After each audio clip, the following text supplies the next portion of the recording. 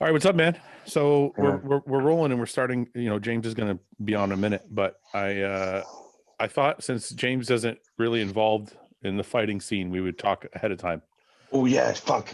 You know what? I was actually watching some Chow stuff right before, and I was like, oh, I want to talk to you about it, but I'm like, it's not really the appropriate place. No one cares on the podcast. Fuck it. Well, I care, and James not here, so let's talk about it. What'd you see? What'd Chael say now? Him and Ariel had a fight on Ariel and the bad guy about Jon Jones and Garnu. So like me and you. Yeah, yeah. Oh no, no, let's not fight. We are okay. So for everyone that's Okay, listening, our fight is not going to happen because I want to talk about something different. You think Jon Jones is a goat? I think he is but isn't. Let's leave that argument aside because yeah. Because we got into it on Saturday night. We got into it back and forth for a long time. I think that I'm just going to say this one thing. I think Jon Jones was a better fighter when they weren't testing as hard for steroids. I think they're all better fighters when they're not testing for steroids. Yeah, exactly. That's my point. So when you put them all on an even plane, I feel like Jon Jones' performances after testing are not as dominant as before testing. Okay, but let's just put them all on steroids and then let them fight. Yeah, I'm for that. That's great. Fucking go. Yeah, but that's not what's been happened. That's not what happened. Well, we don't know. Francis was born with some genetic trend in him. Like, it's already in there. Like, it's cheating. He's already cheating. Anyway, so I'm sure that's an age-old argument. Jon Jones, record-wise, is definitely the GOAT. But the argument, the reason I brought it up is not to argue that. The reason I brought it up is because he's being a bitch. Oh, is he?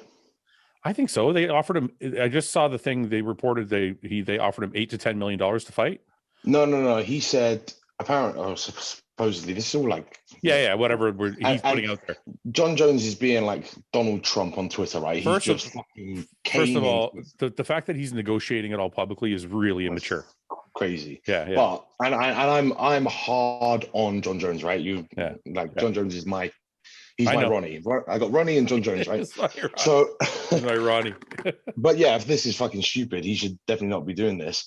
But so what I've heard is he spoke to them and said, if you're thinking about offering me 8 to 10, that's not going to be high enough. It's got to be. So he went in early and stopped them from even offering that. And now they've just kind of gone away. And I think, to be honest with you, trying to call Dana's bluff is a bad idea, right? Because he's going to lose. He's too stubborn. He won't give in. Yeah, but he's stubborn for good reason. Because in my opinion, and maybe this is because I'm a company man by nature, nobody's bigger than UFC. Think about all the superstars that have come and gone, and the UFC continues to grow. The problem is, I think it's pretty. So when Jon Jones was in, he's like the height of Jon Jonesness, right? Conor McGregor hadn't been around. Yeah. So he hadn't set that bar high, so no one knew to take it there. So now that's happened, Jon Jones is going, well, fuck this. I want a piece of this action. Yeah, but there's a difference, man. When you prove, like, I think Conor McGregor has something like 4 of the 5 top records for pay-per-views.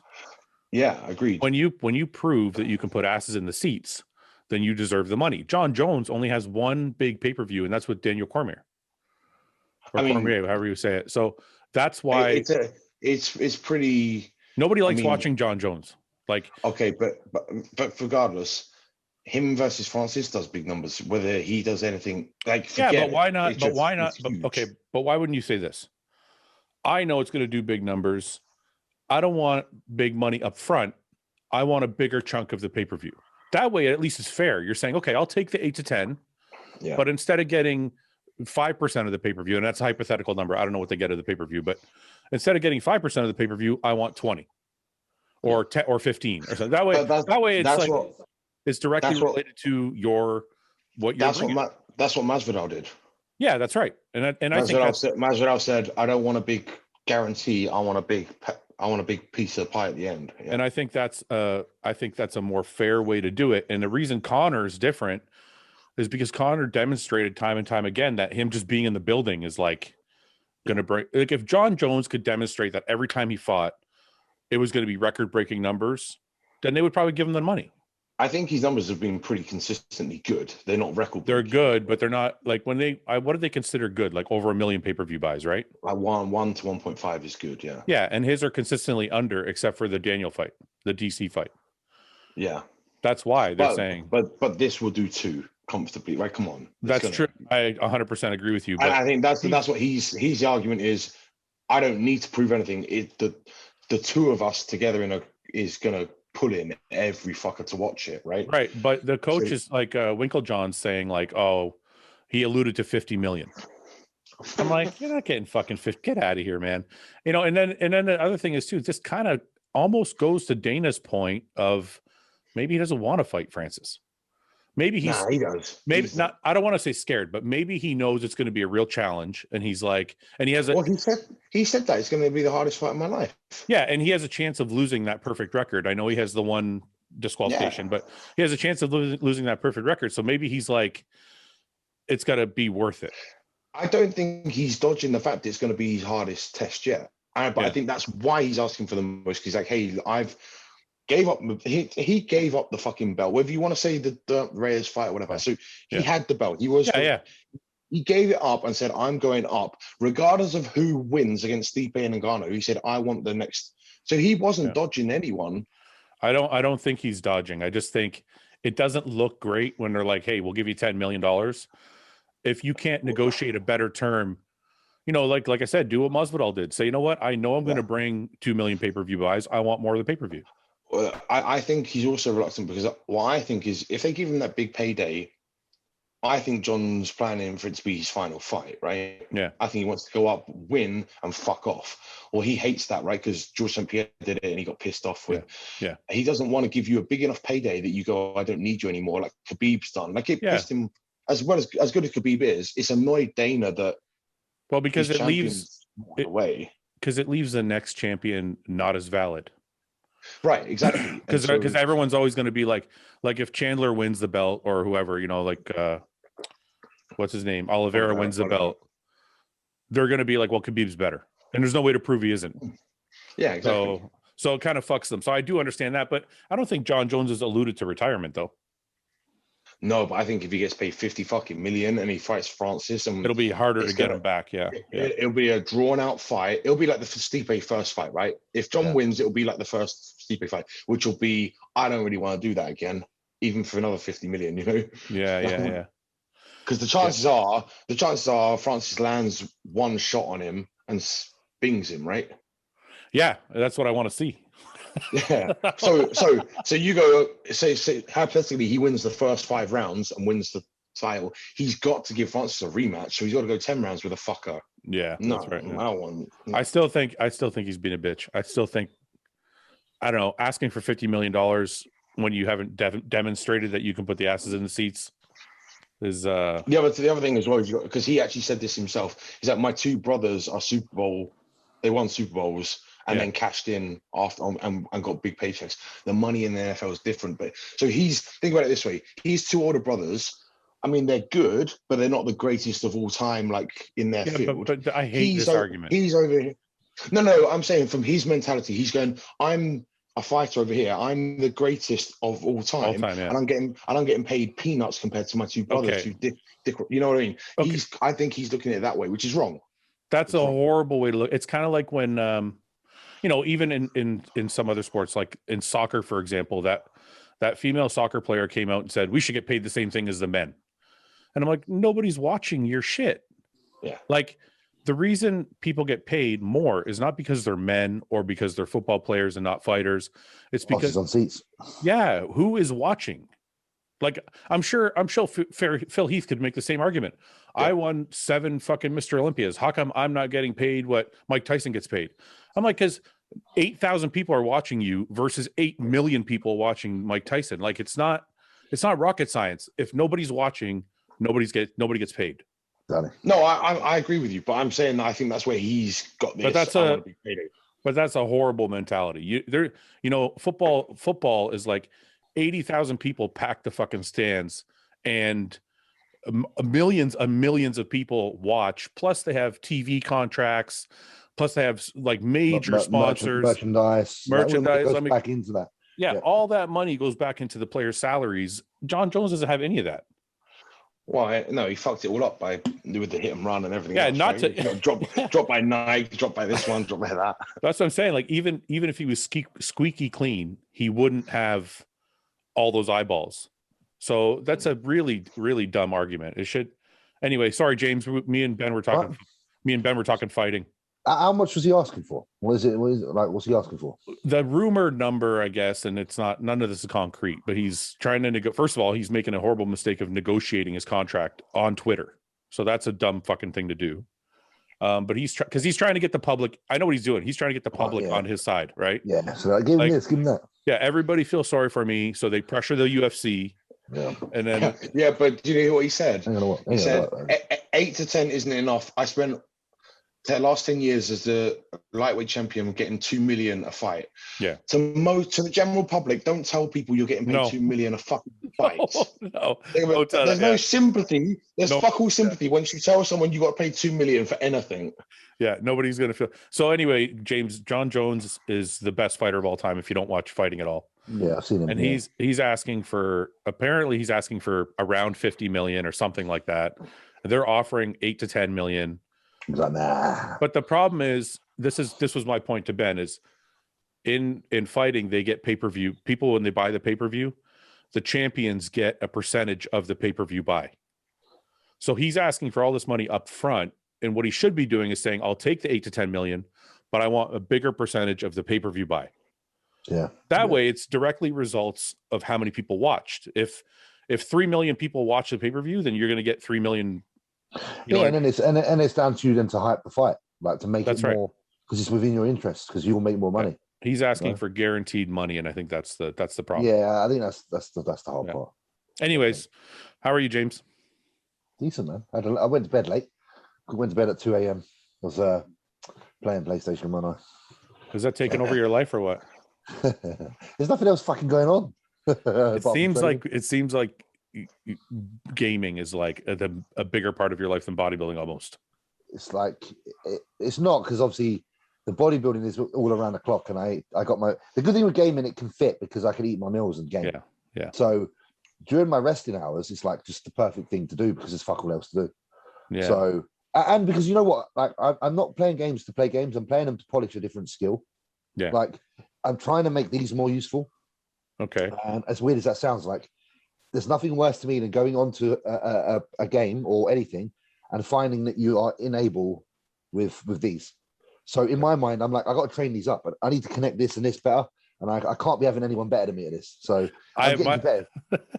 My coordination. He wants to be the Mr. Olympia of gaming as well. Of coordination. Yeah. What's that? Yes. Mr. Olympia coordination. Yeah, because it's frustrating. It's like, imagine like going to the track and field and throwing a discus with your friend, and he throws it really well, and you've got an absolute fliddy throw. Like you throw it like 1 meter, he throws it like 10. You're going to be pissed off. Yeah, but maybe I guess that's the competitive nature in all of us. But yes, but don't you ever just say, I'm not good at that? I don't give a shit. No.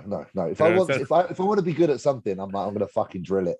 If you want to. But what if you're just like, I know I'm not good at that thing. Fuck it. Listen, if there's no emotional attachment to a reason to be good at it, or I don't care, then obviously I just let it go. But I can't let this one go. Because if me and you went to throw a discus and you threw it 50 yards and I threw it 10 and I threw it 10, I'd be like, bah. Whatever. Let's get lunch. It's true. And I'd be the same in that situation. But yeah, just certain things. I think it's just because it's competitive. Yeah. I mean, it's does Yannicka freak out or no? No, she's been playing it as well. She's playing with you. She's on it all the time now. She's got my PlayStation downstairs. She's playing it at the same time. So is she on? She has her own set of headphones and she's on, and you're on a different area of the house. Everything. Are you on the new PlayStation 5? Yeah, I'm on the PS5. Yeah. Are you on the same team? Are you on the same team or no? Sometimes I let her in. Sometimes when I feel like it. Do you talk shit to each other when you're not? I'm quite rude. I get annoyed with her. Yeah. Like if I see someone and she doesn't shoot him, I'll get really pissed off. God, Ben. I was gonna say, does she have that luxury where, you know, when someone who's their native tongue, when she gets angry, does she switch into Norwegian and call you a bunch of fucking? No, she doesn't. But because I play with quite a few Norwegian people actually, so they're probably saying stuff behind my back. But it's amazing. It's amazing how much you can actually be really horrible to each other, but it doesn't matter because it's a game. Nobody cares afterwards. Yeah. Afterwards, just like that. So it's great. Do you ever, like, when you're playing and you get mad at her after the game is over? Are you guys fine? Or does it bleed? Does it bleed into your normal life? It can bleed in it depends how rude I'm being. Obviously, if I'm being really rude, because I can be really, really rude when I'm playing a game. Like, I'll be like, "What the fuck are you doing? Why didn't you shoot that person? What's going on with you? What's up with your aim?" And then obviously, she's like, "I've just started playing. I'm new to this." And I, if someone said that to me, I'd be really upset. So I need to watch what I say. See, that's why I don't want to play with you. It's you got to be too perfect. I'd be like, "Fouad, you prick! Why didn't you do that?" But I am getting better at that because got to be a team player and all that, haven't you? I think it's hilarious that you guys are having like domestic disputes over fucking gaming. It's quite funny. It's another dimension to my relationship with Yannicka now. It's like we've added another step. Yeah. So, but yeah, like to the listeners, without trying to bore you all, that is what I've been up to. I know you've been seeing it every day, but it is what it is. No, it's not boring. That's what we're doing. Trying to just. I haven't talked to you in a week. It's better that she's involved with it than anti. Oh, absolutely. Fuck, yeah, like she's on it till like midnight, like most nights. Yeah. I'm like, all right, mate, calm down. So that's why I asked, because I'm like, between bodybuilding and gaming, like, how much time is left for your relationship if you guys don't do those things together? That's why you got to make it your relationship. That's what I'm saying. Yeah. Make the gaming a massive part of what your relationship is with your partner. Yeah, it works. Yeah. And the bodybuilding, drag her to the gym, make sure she trains at the same time. Yeah. Get home when I switch on the PlayStation, make sure she boots up. Yeah. See, this was my argument with Ian when it came to balance, because Ian was like, I have balance. Melissa likes going to the gym. Melissa likes doing this. We like to eat together. And my argument was, you're not really have balance. You just fit everything into your bodybuilding circle. Yeah. Like the person that you're with, fortunately, is as off key as you are. Yeah. You just, this is the thing you love. This is bodybuilding. Yeah. And the way you have balance is not really to have balance. It's to put everything into this fucking little circle. So it fits for your life. That's what we all do, don't we? Like in our younger years of bodybuilding, we slowly get to that point because we make our days better and better to suit us because we're selfish bastards. And then by 10 years later, we've got everything in our little bubble that we wanted. But we had to lose some people along the way, but we finally get there. Yeah, I don't know if you guys are like me, but I quit jobs.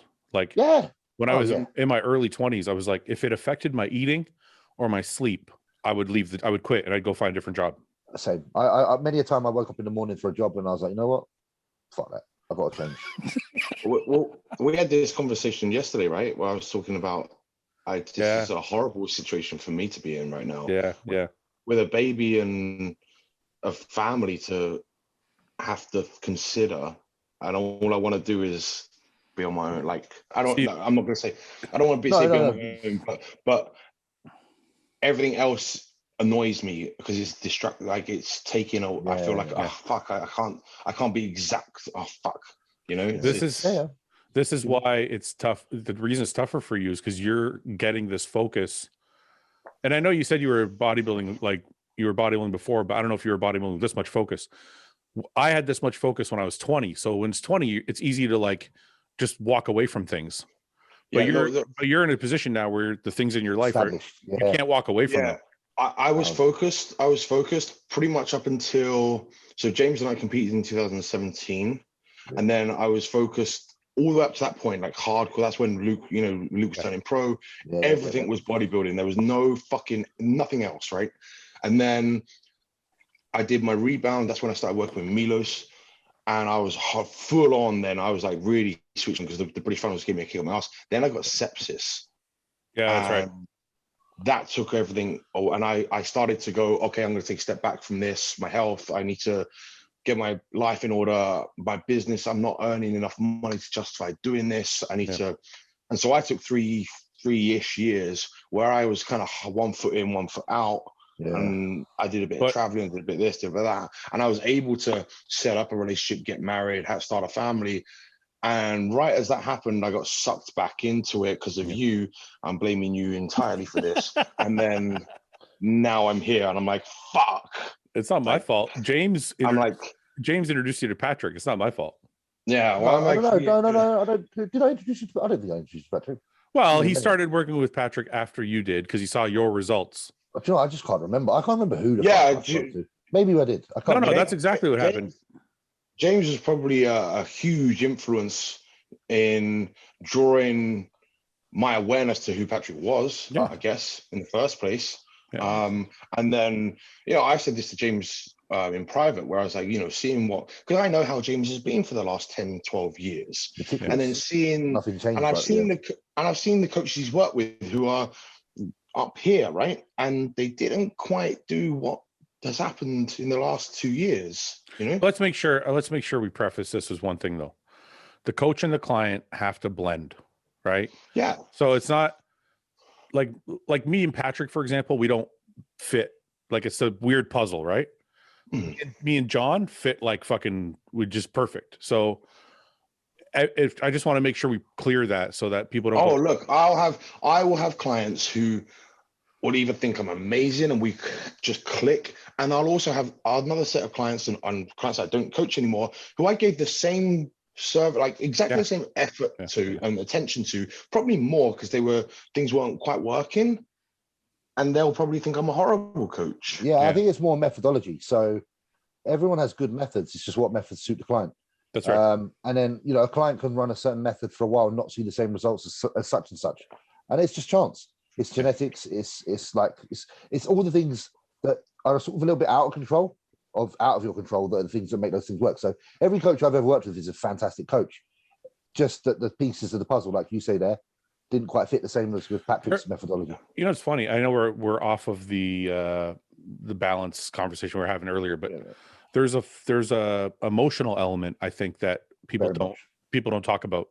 Yeah. Your coach, I always tell people you have to have your coach on a pedestal. That might be the wrong way to say it. I think it's true. You have to have like full respect for your coach, but you and your coach always almost, the coaches that try and not have a relationship with their client, I don't know if it works as well as coaches that have some type of relationship. They don't have to be like best friends, but have some, because as an athlete, you kind of want to please your coach. So if you don't have that emotional connection with your coach, then you're not going to work as hard for them as you would otherwise. It's entirely that. Look at other sports. Go ahead, James. Sorry, Ben. I was just going to say, look at other sports, like the coach relationship with the client and the athlete is usually very tight. Like, just go and watch Karate Kid. Yeah. That's a great example. Because that is like, when I used to watch people do track and field, and like, whether it be sprinting, hurdling, their coach was always really, really tight with them and cared a lot. Yeah. Well, and they cared about the coach. Yeah, I think of football coaches, and that, I don't know about soccer. Like, I don't know about football. Same as well. Football in Europe. I mean, football in America is. I remember being in high school, and your coach is almost like a father figure, and you want to play harder for that coach. Yeah, and it's almost, when you and your coach get along, you almost want to work harder for them. So I feel like, and I had that connection with John. Like, when me and John first started working together, he was definitely a mentor for me. Yeah. So I wanted to kind of do him proud when I got on stage. And then that draws. Sorry, Ben, go on. Go ahead, I was going to say, just that you've seen the Jordan documentary on Netflix, right? Mm-hmm. Where, and then, but not Jordan himself, but more like Dennis Rodman, right? Where Dennis Rodman was kind of uncoachable until he fell into that system. And actually, Michael Jordan was almost a coach to him as well as the head coach. I forget. Phil Jackson. Going to shout at me. It's Phil Jackson, yeah. But having that right leadership and coach and mentor above the right athlete is really powerful. Yeah. You know what adds to that equation as well, which can make it even more strong, is depending on the person's history. The client's history. The coach or the client? Both. Like, if the client has a lack of a figure in their life, then they're going to be more drawn to the figure. Yeah, you know what I mean. So if you've never had guidance, even on a general level, like from just a parental level, when someone offers their services, you're going to be kind of stuck to them, and then your passion will be ignited a little bit more than maybe someone else's, just because there has been that absence of that. And the same with the coach. The coach might have certain situations in his life where maybe he's no longer able to see a son or whatever, blah blah blah. Then that's when like the emotional side of coaching comes into play as well. Yeah, I think the best example of that is like Mike Tyson. Look at Mike Tyson, no father figure. Yeah. And then Customato comes into his life, and Customato almost treated him like a son. Yeah. And that, not only did you have this physical specimen that was willing to do anything to be the best, but you had such an emotional connection that he wanted to be that person for him. For him, and that's the thing. So, what drive is more? Is the drive to be the best in the world more powerful than the drive to be the best for that person that you care about? That's where it's like, that's what's hard. I don't think so, though. I think you have to have. This is the thing. I think people that are destined for greatness have it in them, but they don't know. And I think it may take somebody to get it out of them. Yeah. Right. Like, not everybody. I can't say everybody, but like, the majority, when I look at like, if I look at like Michael Jordan, right, it doesn't feel like, when I don't know the whole story completely, obviously, but what of the story I do know is it was self-driven, and he wanted to be the best, and he took it upon himself to be that person. Yeah. But then you look at Mike Tyson, and you're like, you had a person that had all the tools, but he would have ended up in jail if it wasn't for Custom Auto. Yeah. He would have stayed in jail. So it's like, how do you know what kind of person you are? How do you know if you have that talent if you don't have somebody to expose it? If you don't know how to get it out of yourself? Yeah, true. And also, like, I don't know this, and I'm not trying to go too deep into it, but what was Mike Tyson's upbringing versus Jordan's? And that would be where I'd like to see which way the tree branches go because of those factors.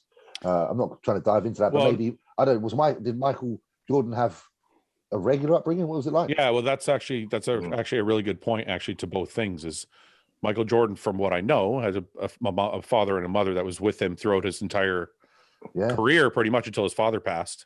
Yep. And like well into his career, like well after he was already the greatest.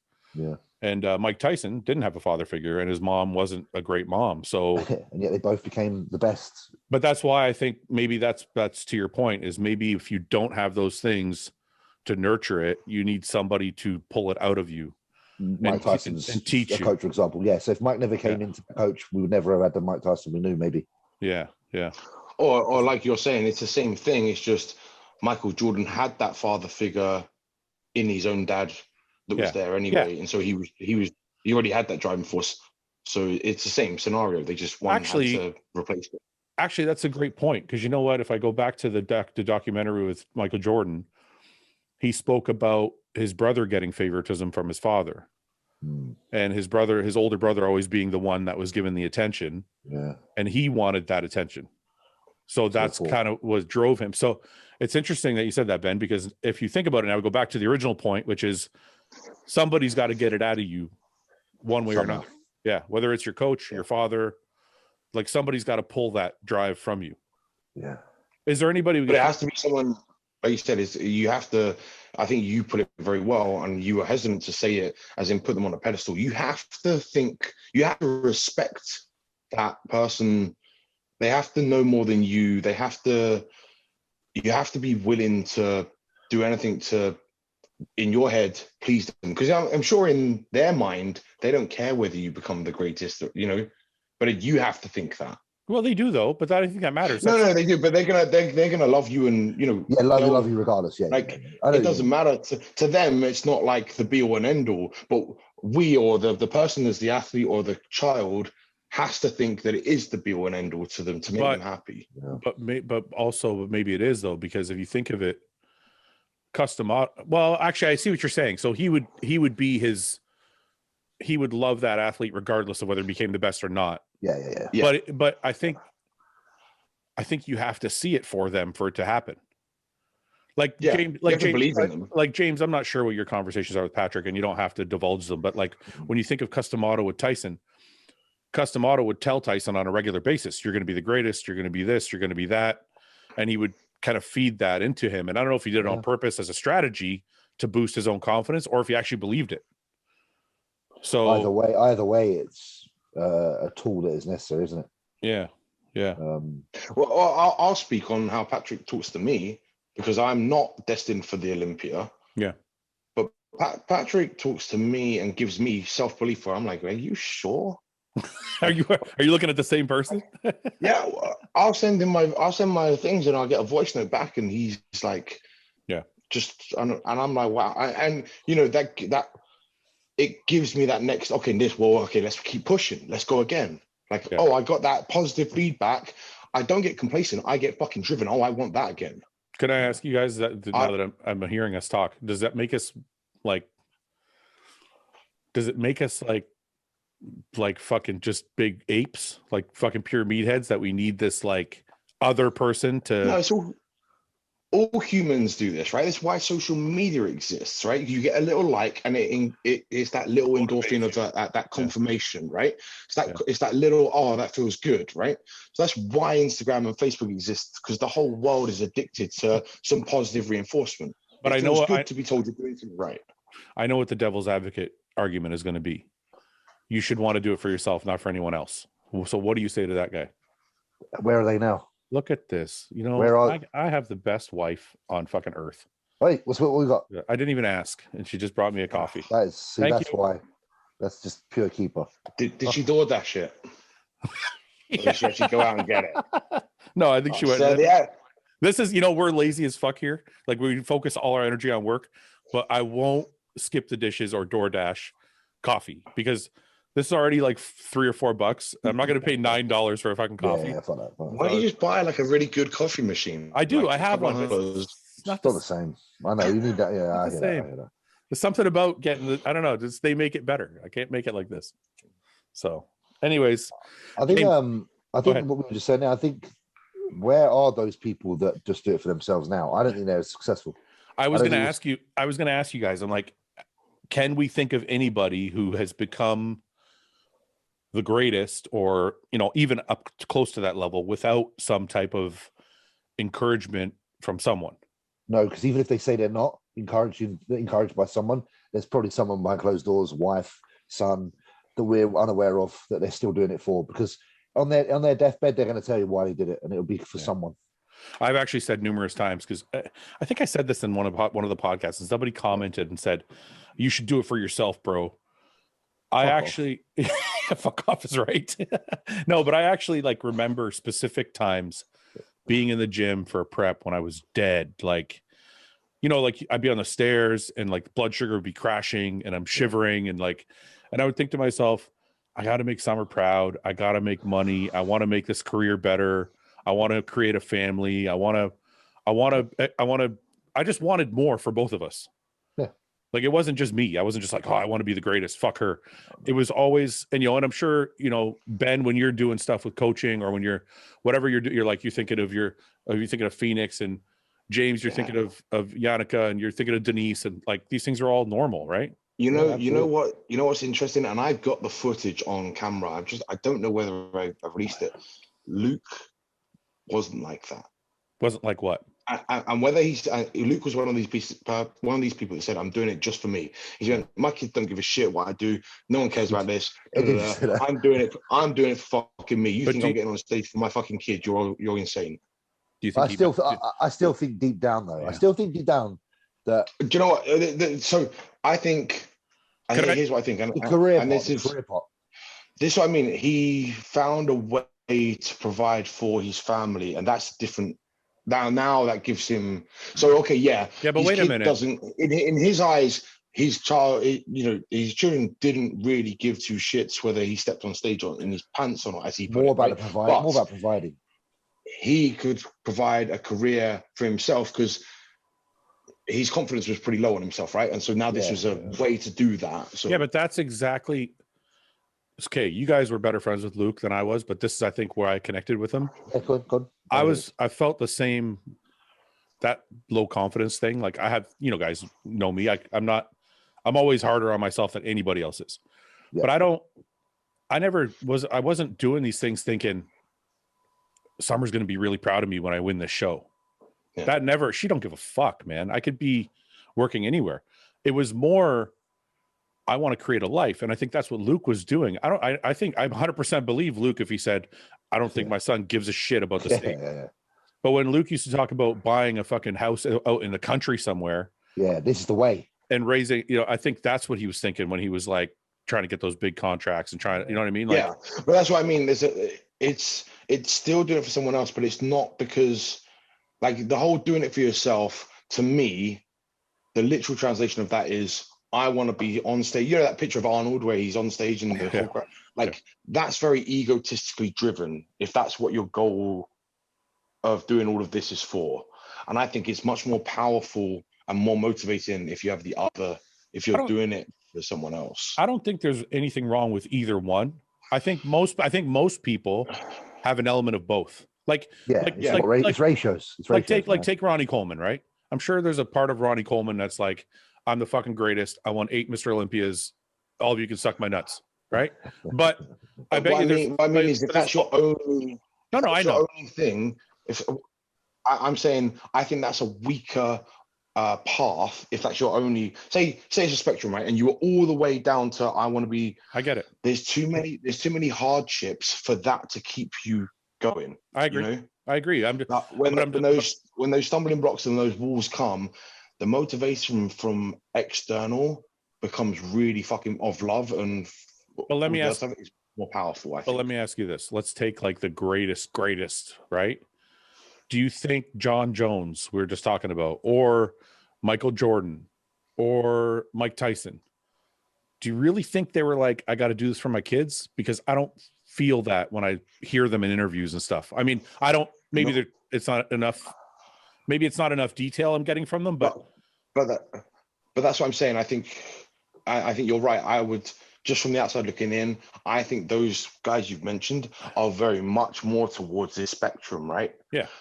In which case, but they're also like, and I don't want to just keep falling back on they're the exception, not the rule. But I think for the vast majority of people, we'd need something a little more than just that to keep us going. That's where these guys are unique specimens. But wait a minute, that's why. See, this makes it even more interesting to me now, because maybe to be the ultimate greatest that we're talking about, those guys we're talking about, maybe you have to be that fucked where you're like, this is for me. I don't give a fuck about anything else. Or they're just raw genetic talent combined with that allowed them to get all the way to the top with it, you know? Yeah. Dorian seemed like he didn't really give a fuck. Yeah. Well, he got divorced and stuff too. I mean, exactly. He was just like, probably. March on forward. But is it with a view to? I don't know. I don't have many other options other than this. I can see a path to. I think it was a desperation almost, like because it's like his eggs, like he was said, it was that he put his eggs on one egg, one egg, one basket. Yeah. But that's what I mean. It's like, if you don't, because I know a lot of people in any career that if they don't become successful in that one thing they're doing, they don't really have many other options going, you know, particularly some of these high level athletes, especially bodybuilding then. Right. Yeah. It's like you didn't have social media, you didn't have other outlets to make money, like you couldn't sell other things. You had to literally win the show. You had to be good, or else nobody cared about what the fuck you were selling. Yeah, and it's like to that point, if the only way you could make money was to become the absolute best, not just be one of the good guys, right? Yeah. You couldn't be in. It wasn't like, oh, top 10, top 15, you're okay, you're getting paid. Yeah. Man, it didn't fucking matter. Well, at the time, unless you're a weeder athlete, you probably weren't making good bank. Yeah. And the weeder athletes were the top 6, top 8. You know what I mean? So it's an interesting discussion. I don't know, man. It's like, at what point is selfish too selfish? And at what point is it okay to not be selfish because you need the exterior to keep you motivated? I think it also changes with age. Like your younger years, you're much more running off of the internal motivation of being good. And then in the later years, when you're introduced to other things in life, other people, other elements, owning property, whatever it may be, things that you are now in control of, the more you have under your, the more that you have to hold up, the more it becomes about protecting the things you have. Do you think nowadays people are driven to become turning, like everyone's now that like turning pro is the thing, right? Mm-hmm. And do you think that their view of it, and obviously I think we are a bit more aware because we're in the industry, but as an amateur coming up, certainly I thought maybe 10 years ago, once you turn pro, everything falls into place and your whole lifestyle becomes justified. We spoke about this, right? As an amateur, my lifestyle beforehand wasn't justified. Yeah. I'm still an amateur now, but my business and career is completely revolving around bodybuilding. So my income justifies my lifestyle. Yeah. Do you think a lot of bodybuilders are trying to become pro, obviously, so they can justify the lifestyle, right? Because trying to hold down a good career and be a successful bodybuilder is really fucking hard to I don't do, know. right? I wonder sometimes now when I look around the landscape, how many people want to do this as a career or how many people want to do it because it's a popular thing to do. Like I got into bodybuilding because I wanted to earn a living training. It wasn't because I wanted to be Mr. Olympia. I was like, I love being in the gym. I just want to do this and get paid to be here. Yeah, that's what I'm asking. Yeah, but there's going to be a period of your life where it's not going to make sense. And turning pro and starting to earn a check is when all that previous time made sense. But you never know that until you put that shitty time in. Right, but here's what I'm saying, and this is back in the early 2000s and the 90s for sure.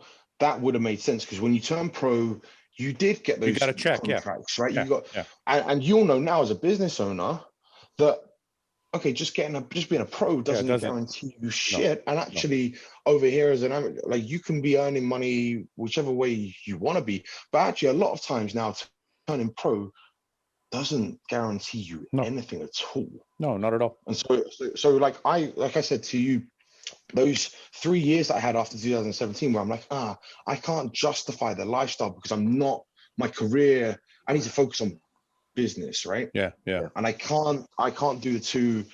I'm one of these people, like I said, I'm 100% in. So at that point, I'm like, well, if I turn pro, I'm probably not going to guarantee, it doesn't guarantee me a check anyway. So what the fuck am I doing trying to chase that down? I need to be a bit more sensible. And I had to take that step out. Yeah. But then that's like what you said, balance. Do you go all in and try and really achieve it?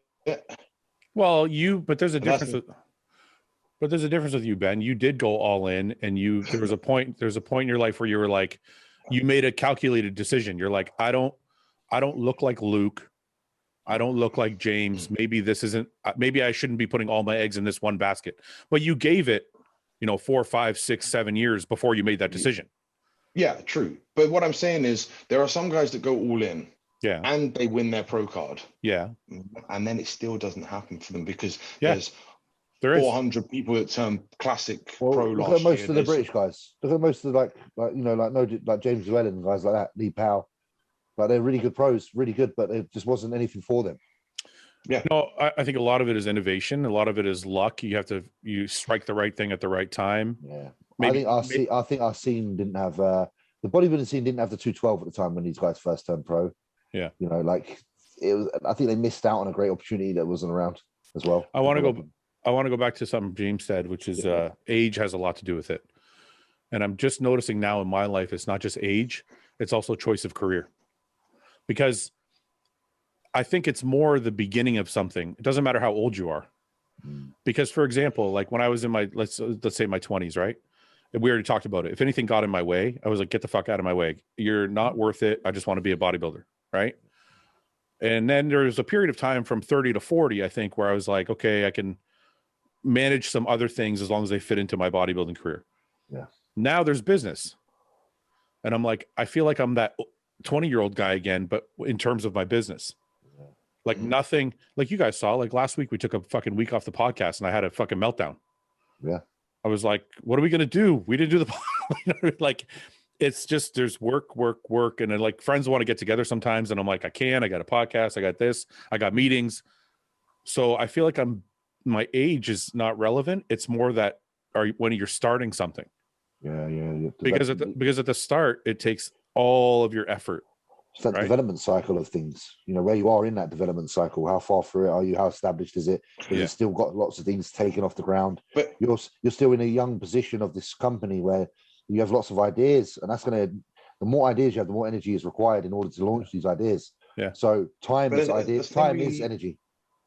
It's going to be never ending though, because say Hostile gets to, say you can snap your fingers, and then at the end of this year you've done $100 million turnover, right? Yeah, that's kind of like not end goal, but that's like, we've made it, right? If that happens, I'm on a yacht, and you guys can fuck off. No.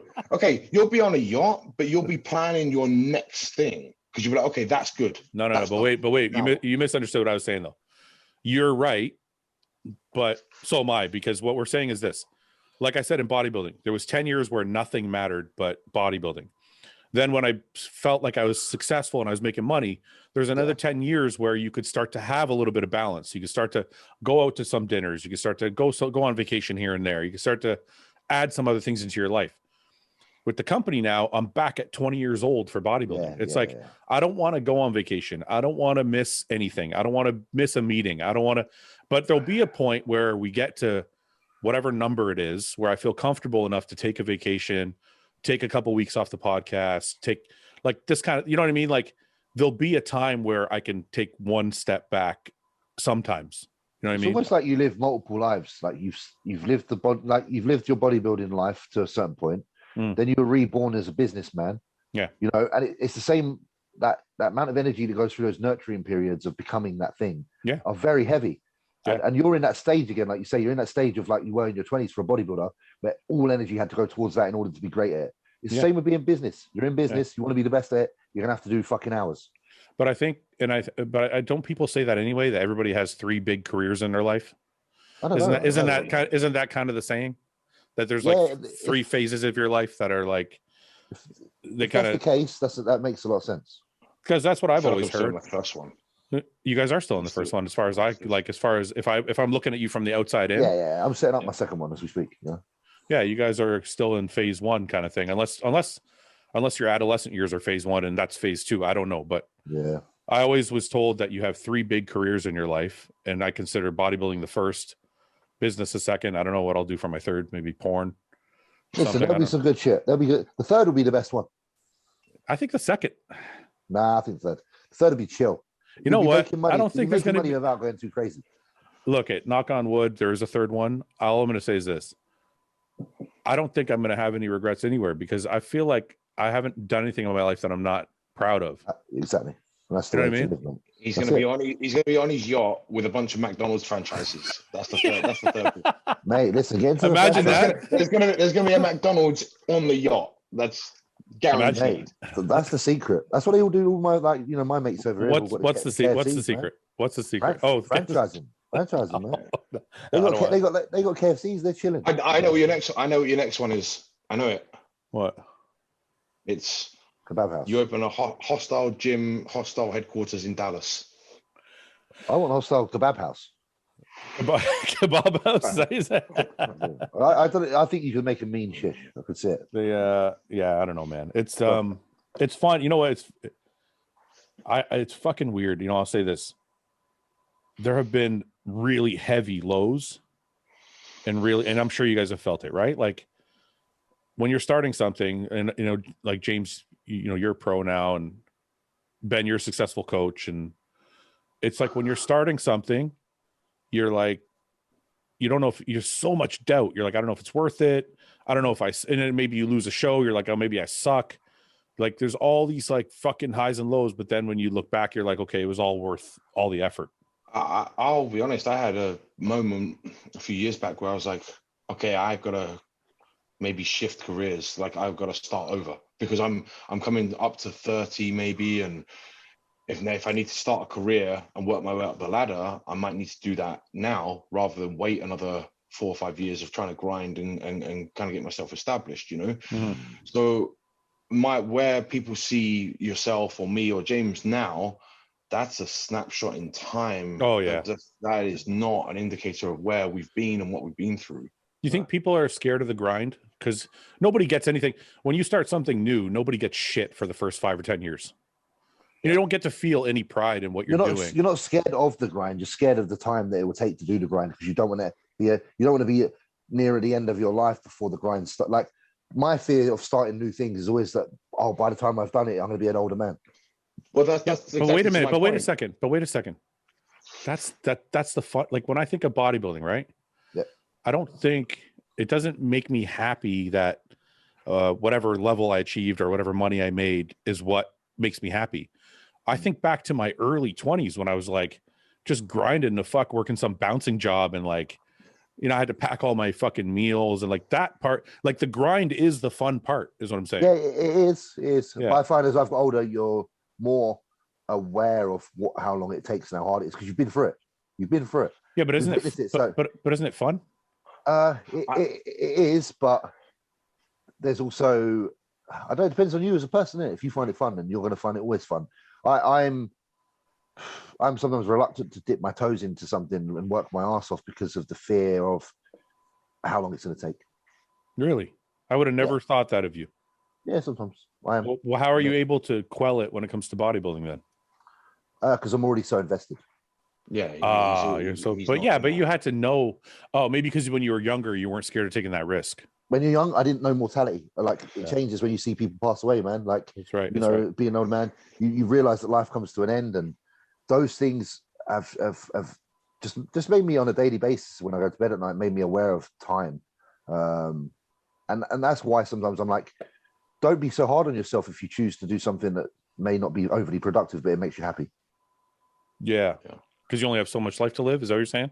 Yes. So you want to enjoy it instead of grinding. Yeah. Instead of worrying that you have to be at the top of this mountain all the time, because ultimately the only thing you really have is your memories and your moments. That's a valid argument, because people would say to me, "But you missed out on so much in your 20s." Because like I had friends who would go on vacation and go to parties and I would skip things all the time. And if people are saying it to me now, like Paul said to me the other day, he's like, "Why don't you just take a vacation?" I'm like, "I can't take a vacation. It's too much to do." Yeah. So somebody might, like you just said, somebody might look at that and go, well, what's that really worth? You're putting all this time in just to reach this pinnacle somewhere, but it took you 10 years of your life to get there. But that's why those people aren't reaching the Olympia. They're not. Yeah, but maybe a supplement company that's doing so well, But what I'm saying is, like James said, is maybe they're happy having a moderately paying job that's not at the top of something, but they go out and do something crazy every single weekend and experience life. Oh, absolutely. And they're absolutely entitled to feel that. And this is where that balanced argument came in. It depends on what your balance is, what you value. Yeah. You value the end goal, or do you value the smaller payoffs? Like every month you go on a holiday, or every year you go on a holiday, whatever. I think I value both because of having seen both within my household. My mum never had a great paying job, but she had the things that she wanted. She had a garden that she could nurture. She had a house that she could look after, and she had the holidays when she needed them. I have achieved more in a financial aspect and a career aspect than my mum ever did. Yeah. And I'm proud of that. And I know she'd be proud of that. But at the same time, if I hadn't, I don't think I would judge myself for it. I think I would feel content if I had the things that mattered, which I had learned to understand were from the things that were around me as a child. That's what I mean. It depends.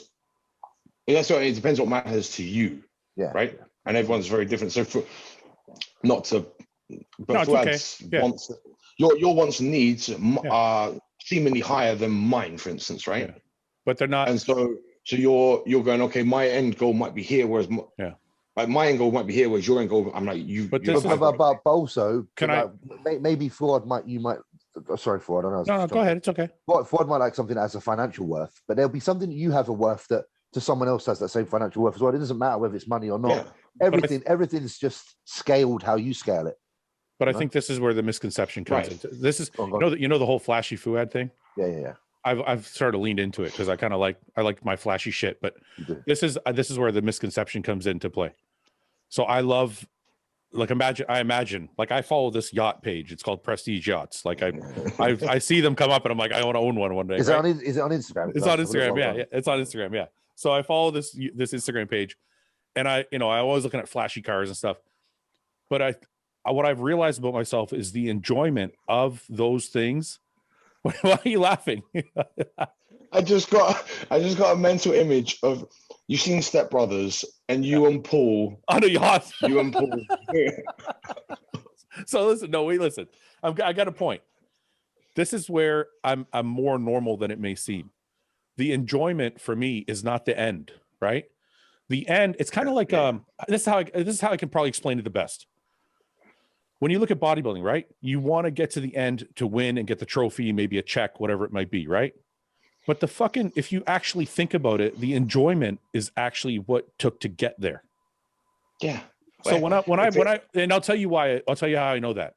When I get to a show, after prejudging, if I've done well, I'm usually in my room, and I can probably say at least 4 or 5 times I've shed a tear.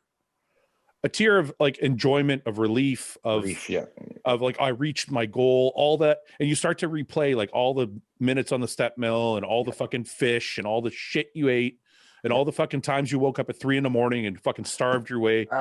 Like, you start thinking about all those things, and that's what makes the trophy worth it. That's why people, when they say, oh, you did all that for a $5 trophy, they don't fucking understand that it's the symbolism. Feeling, it's the feeling of accomplishment that is worth the $5 trophy. It's not the fucking trophy. So it's looking at the trophy and seeing everything in your mind that got there. That took you to get. That's right. So then the same thing applies when I say a yacht or a Ferrari or whatever.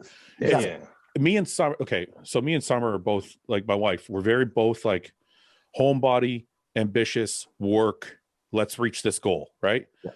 But every once in a while, like over the last year since we started Hostile, every 2 or 3 months we'll take a pause and go, wow, man, look at what the last 3 months was like. Yeah. Those are the times that make it worth it. It's not the yacht. It's when you look back and go, look at where we started, look where we are. And when you do that every year or 5 years or 10 years from now, you feel a sense of accomplishment and success that I don't think anything else can give you. No. Yeah. And adding to that, let's be honest, it'll be very easy to feel that way if you're sitting in a yacht you bought with your money. Let's be honest, guys. Listen, that feeling of achievement and distance traveled. If I was sitting in a fucking yacht and I knew that my own efforts leaped me to that point, of course I'm going to be proud. It will remind me every fucking day how hard I've worked. It's not why I've worked, but how hard I've worked to get. But that's my point. It's not the yacht. Thing. No, exactly. It's not the yacht itself. It's not like that was the end goal. It's just along the way a memento to make you think about everything that was prior to that moment to get there. A big memento. A fucking huge memento. but then Fouad's in his yacht, right? And he's sitting there chilling, he's got a mojito, and then some Russian guy cruises by on a yacht twice. And a massive Soviet warship. Some fucking, with fucking what do you guys think? What do you guys think? Can you read that? Hardcore team. Yeah. This is the proud member of the hardcore team. What's up? I was trying to see the top. So this was Luke's idea, and I finally decided to print them. Now I know people are going to say things, so I'm just going to make this perfectly clear from the beginning. And I wanted to say this because I just want to get it out of the way. Of course. So the three of us, when Luke passed, we did our best to do a GoFundMe and give everything back to the family that we could. Yeah. People ask about the t-shirts. Well, are you going to give this and that and that? And what I'm going to say is this: anything that has to do with bodybuilding Bullocks tees that is in relation to Luke, we are going to give a percentage to a mental health charity of our choice. That's really cool. Because Summer's brother also passed within the last 5 or 10 years. So yeah, it's kind of near and dear to both of our hearts. So that's how we're going to address that issue. So please, nobody message me and say, what about this and what about that? That's what we're doing to honor Luke. And I just want to get that out of the way. Okay, that's fantastic. My mum's brother passed away after suffering with mental health. So it's something I've seen as well. And I think it's something, Mind especially is a company over here I know a lot of people give to, but yeah, what a cause. Excellent idea, man. Yeah, we haven't actually, I don't know if you guys know, or if anybody watching knows of I mean, I'm sure there's hundreds, but I don't know the proper charity to donate to. So we're still researching that aspect. Here we have Mind in England. I don't know if it's in America. Yeah, Mind is a very, very, very good. Yeah. Okay. Yeah. It's even more relevant in the current scenario, right? The current with lockdowns and definitely. A lot of people suffering. So I just want to get that out of the way because I know people are going to say, "Oh, you're making money off of this and this and that," and I'm like, we're giving back in that scenario. Yeah, and it's different. And if I ever see anyone making money, I'm the first to fucking call them out. Yeah, like, I've done it a few times lately. I've seen on Instagram people taking the piss, and it annoys me. So, really, eh? Yeah, I fucking hate it. I think you should, why you don't own the image, you need to fuck off. I see. I'm sure Ben and people have seen it as well. I'm like, and if you are making money, then let me just say this to everybody that decides to do it: you make sure a percentage of that money is going to the fucking family or a cause that is valid. Like, yeah, exactly. Yeah. Okay. So anyway, sorry to change the tone of the conversation. I know people are going to ask, and I wanted to get that. It's important, man. It's important. Yeah, so I apologize. Anyways, okay, we've been on for an hour. Oh, I got a question. Yeah. I got a question. Yeah.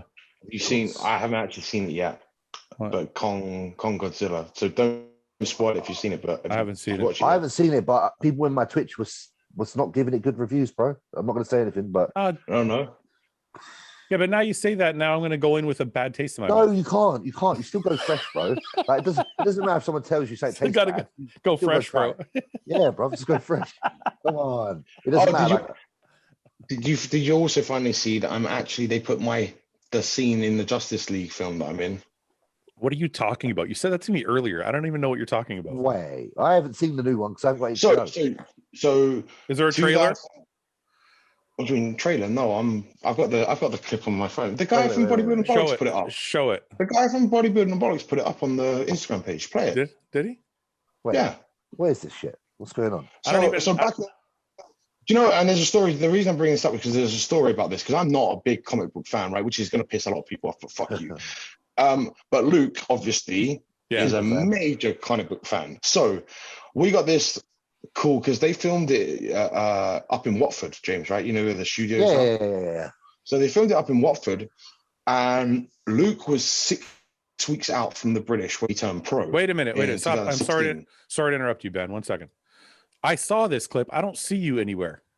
Okay, the guy at the back pouring that guy in the middle there, him. This guy? Me. This is you. Yep. How the fuck am I supposed to believe that? It doesn't. I can say that's me. Okay. I don't know what to tell you. That's still cool, man. Hang on. If it wasn't me, I would have picked someone better. That's my shoulder. You see the trap? Look at the fucking trap. That's that. Fucking trap. I'm just wondering why. Wait. Look, this guy looks way bigger than you, man. Fucking trap. Look, I'm flexing and everything. Look, trap. And that's me. Well, that's you, yeah. Where was I that day? Why? So hang on, let me tell you. So because this guy, why is he? James, the guy on the far left here. Yeah. He's a guy called. He's a British bodybuilder. Sorry, no, this guy here is a guy called Khan. Do you know Khan? This guy here. Bodybuilder. No, in the middle. This guy. Oh man. No, next one. This guy. Yeah, this guy. Yeah, there's a guy called Khan. He's a British bodybuilder. You'll recognize him. Anyway, they put out a thing saying they wanted like some bodybuilding type guys to do this scene, right? So there was like 4 or 5 of us that were amateur bodybuilders. We went along. I had tattoos, so they couldn't use me on this role here. So they had to put me in the back and cover me up a bit more. But they did say they wanted someone on the first day of shooting. They said, have you got any other friends? And I was like, well, fucking Luke. Luke's got no tattoo and his fucking head. Yeah, he's completely clear skinned. Yeah. Clear skinned. He's got no tattoos. Clear skinned. Clear skinned.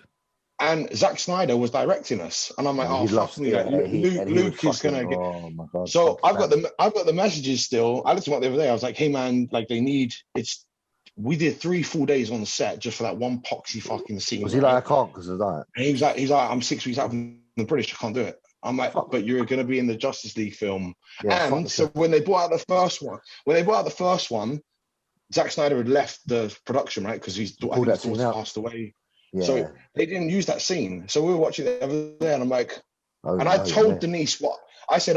My scene is this. I'm pouring the hot lava, and then it popped up in the screen. She was like, "This is your scene." I was like, "Fuck." Anyway, that's 4 hours long, isn't it? How much you get paid for that? Oh fuck! Don't tell me it was free. Like, I think I got paid $250. I think like $200. £200 a day. So 3 days work. That's all right, mate. It's okay. Okay, but you turn up at 5 a.m. You go and sit there and have makeup and costume. That costume, took a fucking like chainmail. Was it like chainmail or something? Yeah, and then I had this big fucking wig on and everything, right? Then you go. You're not allowed your phone. So you have to put your phone in the locker, but when you get to the whole fucking set, and then you have to sit on this bus, like a double-decker bus, and just sit and try and talk to these like other extras, waiting for them to call you. So we did 2 days where we did that, and they were like, "Oh, we didn't get time to shoot your scene. Come back tomorrow." That sounds horrible. So, it's fucking miserable. Yeah, that's not really worth it because I can't see you anyway. Yeah, well. I think we need to discuss my contract, considering I'm a Hollywood star now. So. Okay, we'll discuss it. We'll add it into it. My resume is now bolstered with Hollywood actor. Yeah, James, why do you look more intelligent this week? Is it new glasses? What do you do different? Yeah, it's my other ones because I've normally got my see-through ones. So normally I got them. Just put them on. Let me see the difference. He looks more groomed today. Yeah, something looks different. Save my hair. Trimmed. Ah, the hair's trimmed and the beard's trimmed on the sides. It's shaped. It's shaped. I've got a little bit of hair on top. Look. Yeah, he's got some left. I think we should all grow a hair out and see how far it'll go. It's that finasteride, man. Are those the glasses you normally wear? These ones, yeah. Maybe that's why I'm not used to seeing the black lens. I have been using finasteride. Or the black frame, sorry. I have been using finasteride. You have been using finasteride? Yeah, don't think so. But it's not going to grow back your hair. What's the point? No, but I'm trying to keep it a bit thicker than it already was, bro. Come on. It's worth a trying it. You know what? I'm going to make a shirt that just says bruv. I love that. I think it's got to be my favorite, like, instead of bro or... I always say bruv. I can't do bro. Bruv I always say... I like bruv. I like it when James says bruv. But I think bruv or me. Depends where you're from, innit? Because bruv sounds weird depending where you're from. It's got to be like London. Can I tell you, I was watching Blood and Guts. Great video. Dude, I still watch it before training sometimes. So I put it on. It's still the best one. I put it on before legs the other day, and I have to say, there is nobody better than fucking his training partner. Oh, Leroy. Leroy's fucking voice and the shit he screams at him in that fucking. I don't even like people screaming at me when I train, but if he was with me, I would have been better. Show them.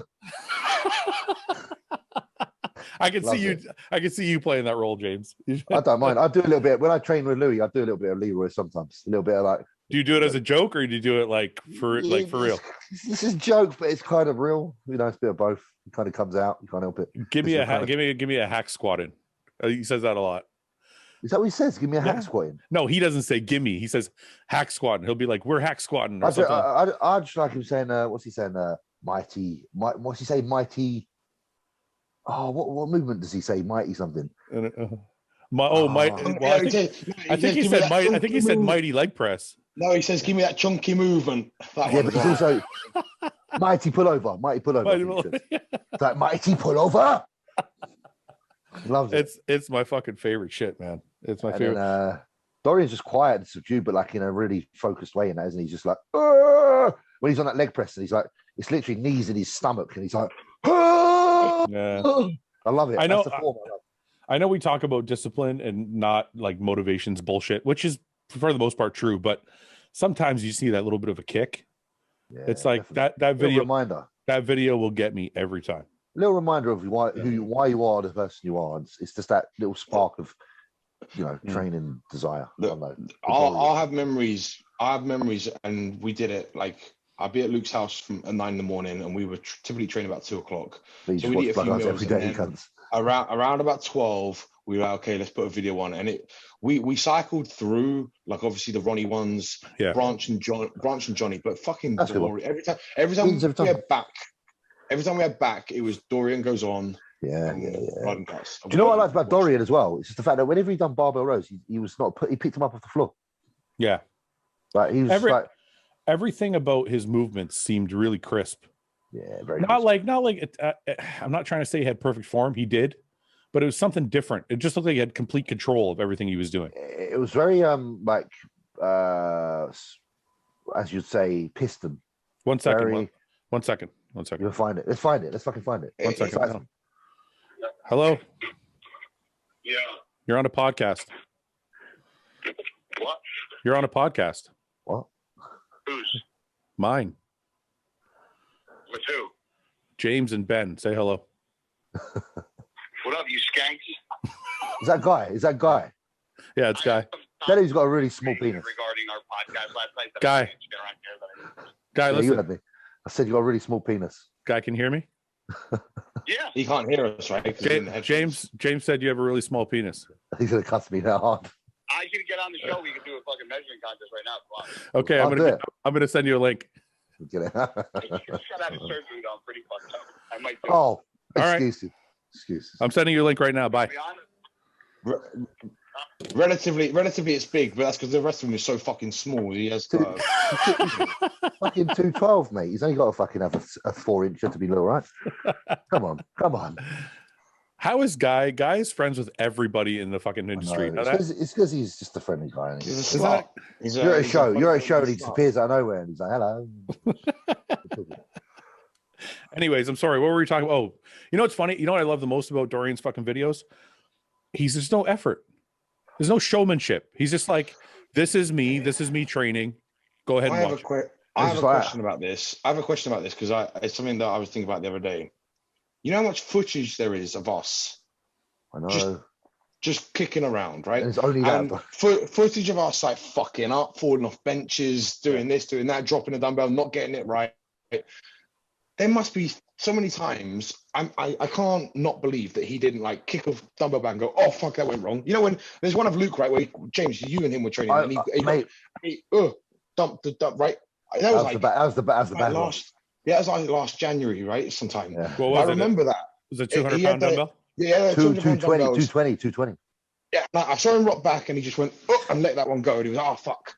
Yeah. And there must be times where Dorian's done that so many times, especially because you know he's torn himself to shit at the end. Yeah, imagine seeing the sets that he. Yeah, imagine seeing those sets where he did do the tests. Yeah, but wait a minute. I don't think Dorian. I think that video of fucking Dorian and Leroy training is probably the only fucking video ever that they filmed. That's what I mean. That's what I mean. So you're saying like there's got to be times when there's no camera. Yeah. How perfect are you when the camera comes on, right? And I'm like, okay, right, let's fucking everything's got to be crispy fucking clean here. I've got to be on. Like you want me to do this fucking leg video? Oh, guy, how big is your penis? How big? Prove it. Don't prove it. I can't block it. I'm trying to block. I literally just got home. Look, I still got the fucking. So you had surgery. You had a lymph node removed, or what do you have removed? Yeah, in the neck. Oh my god. So what happened? Well, because I guess because he said it was so deep in my neck they can't biopsy it, and it's a lymph node too. I don't even know if they do that. So he said I was there, and he said if it starts bothering me, a couple of months ago, he's like, if it gets bigger, he's like, you got to come back. So I went. It started actually fucking bothering me, giving me headaches. So was it just like an in and out surgery? Well, same day you're out? Yeah, I got there at 8:00. I got home like 12 something. What are you doing now? You're making food? What is that? 6 eggs again? No, it's 3. Oh, so you changed it because I told you. Oh, here we go. Did you bring me on the podcast to fucking do? Did you tell him he's been having too much protein? Well, listen, I can't reveal it, but I can reveal it on a text message. Guy, people think we argue like brothers. Dude, people go, oh, Guy's in a mood today. I'm like, you're all fucking stupid. They don't get it. They don't get it. They really don't. They really think I'm like seriously like angry at you sometimes. Yeah, I know. I think so too sometimes. Sometimes we'll get off the podcast and I'm like, is Guy mad at me? I think Guy's mad at me. The same thing you do. You're like, does this podcast suck? Should I upload it? Oh, mate, he does it every time, doesn't he? I don't know if you should upload that one. He does every single fucking time. Didn't like the vibe. Felt a bit aggressive.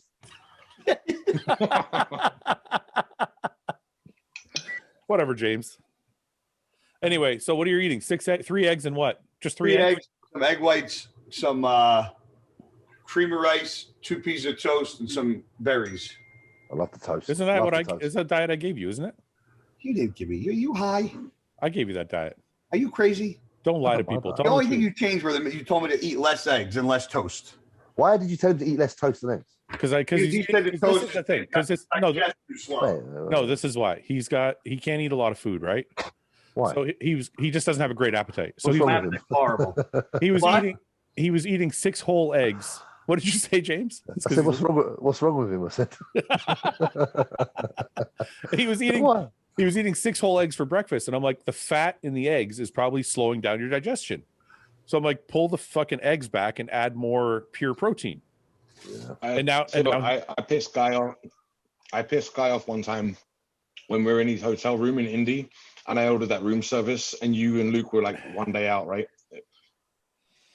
You ordered like what? Like he ordered like it was like burgers, pizza, fucking nachos. That fucking nachos. Me and Luke are like this. Salivate like fuck. I'm surprised they didn't kick you out of the fucking room. Oh, okay. I'll caveat this. When we got there, I'm like, oh man, I'm hungry. I might go down and eat. And guys like, no, fuck it. You know, he's like, oh, it's cool, bro. Just order room service. I'm like, okay, fuck you.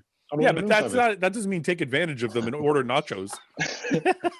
This burger that turned up and said, you know, it was fucking huge, right? And these fries, and he's sitting there going, "You're a fucking slob. You're a piece of shit. You're fucking this. You're fucking." I'm fucking hungry now. Fuck. I'm getting hungry as well. I'm thinking about burgers and pizzas and shit. I think I decided to do very low carbs on my off days. What do you guys think? I find it. You know what? You're a real piece. You know what? Oh, here we go. I'm a real piece of shit. I'm going to tell you why. I'm going to tell you exactly why. Because this is why. Because I said that to you. Here we go. Listen to this, James. That's what I was doing. And your response to me was, I usually eat up on my off days and eat more shit. Yeah, that sounds like what. I do. You're right. I do. But load up for tomorrow. If you got do I move my head like that too, James? I load up for tomorrow. Yo, bubble. Load up for tomorrow. No, it's because you're right. That's actually what I normally do. But I've told Ben the last 2 or 3 weeks my appetite's been off, so I'm trying to get my appetite back. That's why. Yeah. That's why. What? Because you've been stuffing your face when you're doing fuck all. No, I'm not. The days off. James, you don't eat clean all the time, do you? Yeah, he does. Yeah, I do, mate. Yeah, I do. Not when I first met you, bro. No, not when you first met me, but I'm a when I first met you, you were talking about eating boxes of cereal post training. I don't fucking try to pull this shit with me. Yeah, no, I've known you longer than I think. I don't know how long Ben's known you, but I knew when you were an amateur. Remember that? Yeah, but when I was an amateur, I was told to eat cereal. Here you go again, guy, trying to create alliances. Trying to make me fucking. Guys always trying to create alliances. I know you the best. I know you the best, James. Side with me. I only ate cereal. I need somebody when I'm with you, bro. You're a bully. No, you're a bully. We go head to head. It's fair. Just don't try and get alliances. Just go head to head. Why? I'll take Ben or James. They're both good people. Anyways, so James, you don't think my strategy of eating up on off days was ever a good idea? No, not now. I would have back in the day because I always thought that, but no, now I know it's not. Yeah. What do you mean you know it's not? What do you mean by that, James? Because I know what it would do to my stomach as well. It would make me feel very sluggish. Yeah. But do you think that's an age thing though? Like, you know, when you're younger, you can handle more food, right? I'm fucking 32. Like, I'm not that old. Come on. I'm just my digestion changed between 22 and 32. No, I think it is to do with activity. I'm less active than when I was younger. I see. So listen, if you're a very active person, if you had a job like I used to do removals for a job, so I was on my feet all day. Yeah. Totally different story. I can eat that out. Yeah, like moving houses, like people around and stuff, you know. Oh, okay. So yeah, if you're doing that, no problem. But when your days consist of sitting down and just literally doing this, it's very, very, very, very different. I always, I gotta be honest though. I always felt good eating up on off days, and then I get back to the next day and I train, and my fucking pumps were fucking crazy. Yeah, and it never long term, like what's better?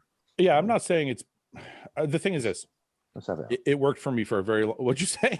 Let's have it out. Let's have no, we're not arguing. I'm not disagreeing with you. I'm just saying it worked for a very long time, and it never messed with my appetite at all. It's lately, you know, as I get older, obviously, I'm turning into a guy, and I can't eat that much anymore. First of all, you can't turn into somebody who's younger. That's number one. Number two, you just said you weren't arguing with James. Is this what you guys call an argument on this podcast? Yeah, we're very civil. This is the UK podcast. This is the cups of tea podcast. This ain't the British one. We've had some good ones. We've had some good ones on here, guy. But I think we've had some blowouts that like we don't want to have them anymore. So we kind of like really take it easy a bit. Yeah. Blowouts are when we have an argument. When we have an argument, Fouad cuts that whole hour out. Never makes it to the internet. Okay, for the record, I don't actually edit that much shit out. I've only edited out 2 arguments. Which one of them? Any have to do with me? No, but it's because they were like an hour long, man. But those are the best arguments because then people can form an opinion of what they remember. Actually, guy, you know what they're like. You remember the argument with Ian? Guy and Ian argued for fucking an hour and a half. I bet they did. Oh wait, you cut that one out, didn't you? Yeah, I chopped it. Yeah, that was when I was in, right? I actually. No, you weren't. It was me. Was that the ticket thing? Was that the ticket? It was parking tickets and laws and Yeah, it was I was laws. on Yes. that one. yes. Oh yeah, No, you were I on that one. Yeah, I put my thing on mute and I put my feet up and just listened to them fucking argue.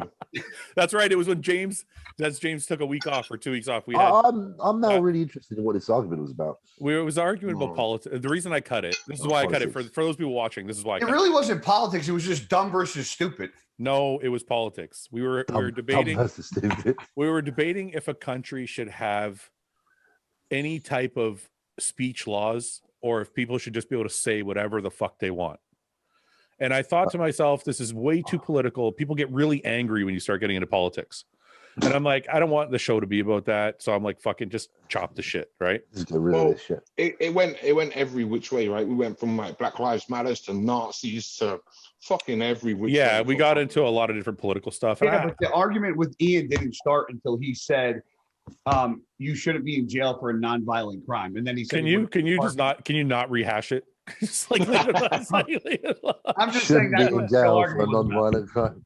Right, well, that was a true I get the gist. I appreciate bringing me up to speed. Let's just leave it like this, James. It was too political for the world to hear. From us. I like that people like our show and it's an escape from all the political bullshit.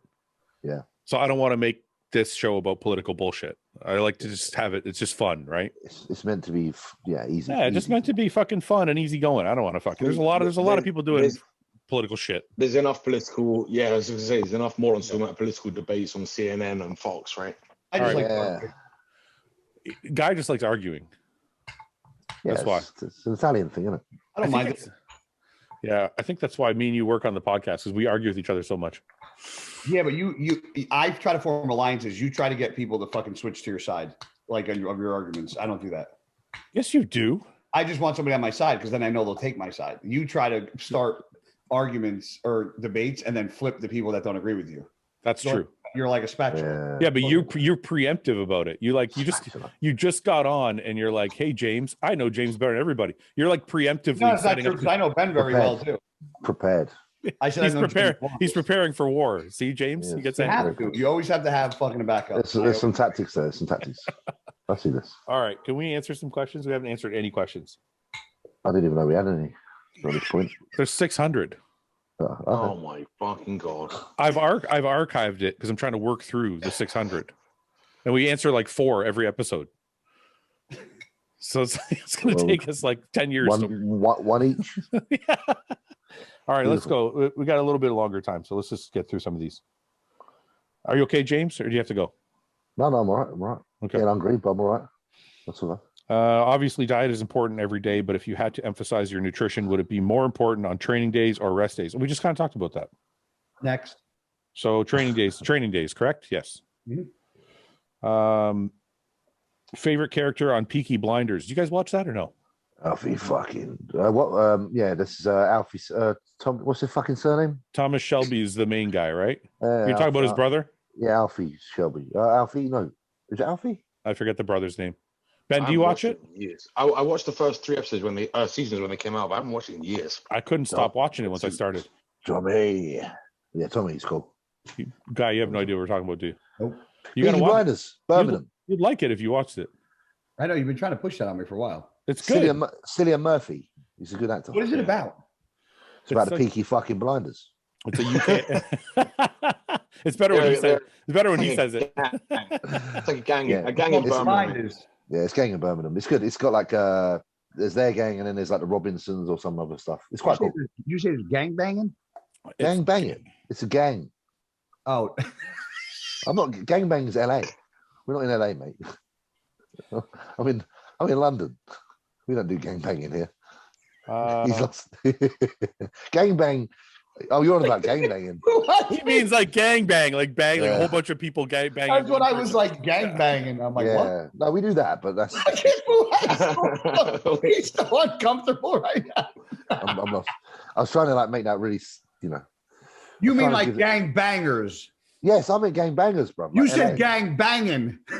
No, you said gang banging. You said gang banging.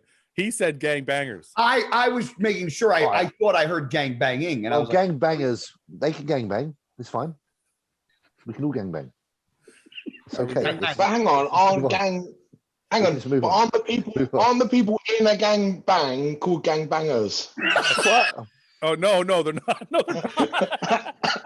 What's the fucking difference? That's true, actually. If you're in a gang Yes. bang, But if you're a gang banger, wait a minute, guy. I have a serious question. If you're in a gang bang, are you now called a gang banger? Yeah. Yes, you are. So But, hey, if the four of us are going playing golf, we're called golfers, right? That's what we're fucking doing. It's true. it was valid then. It was valid what I said then. Yeah, it is valid. He's right. He's right.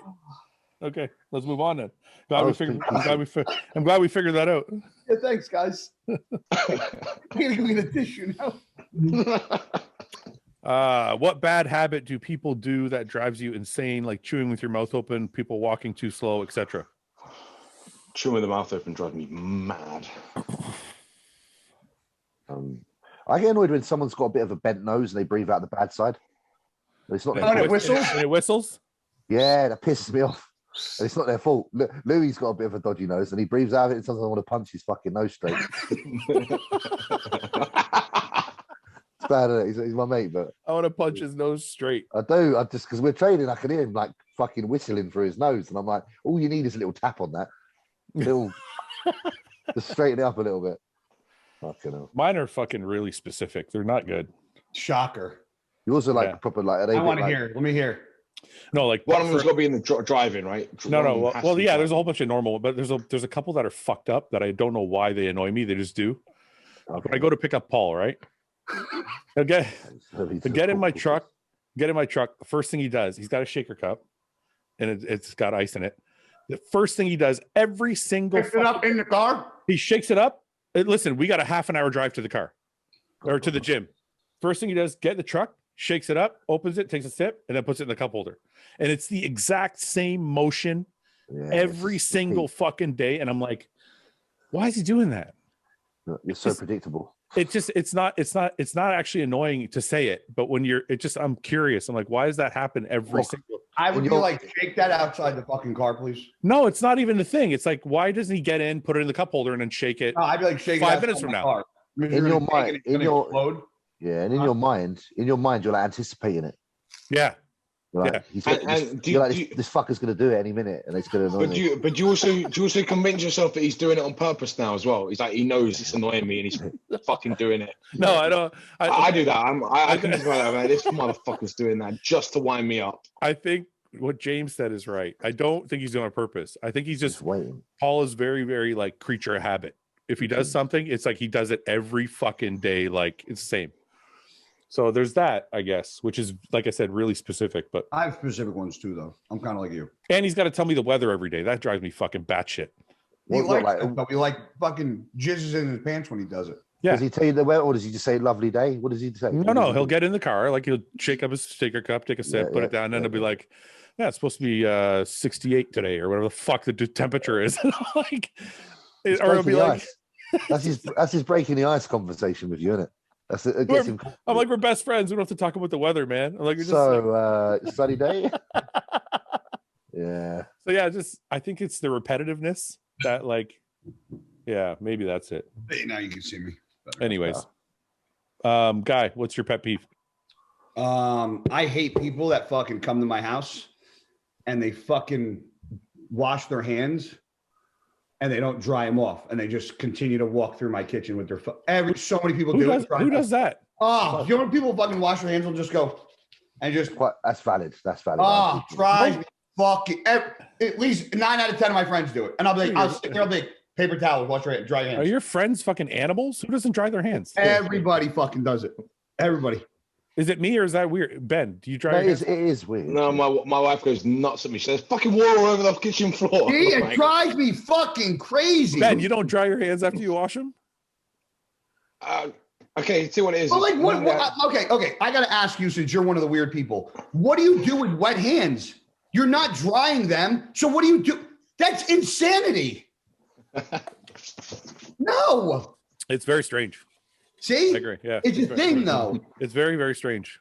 I can't. Typically I do, but I don't like fully dry them. So I'm always, or if I pick up like a shaker cup and it's been on the drying rack and it drips a little, if I flip it up, I don't really see the water. So she goes, "Fuck some bananas. Oh no, I'm on the hands and knees drying it. Hey, I saw that Jay took a piece out of you on your teabag squats.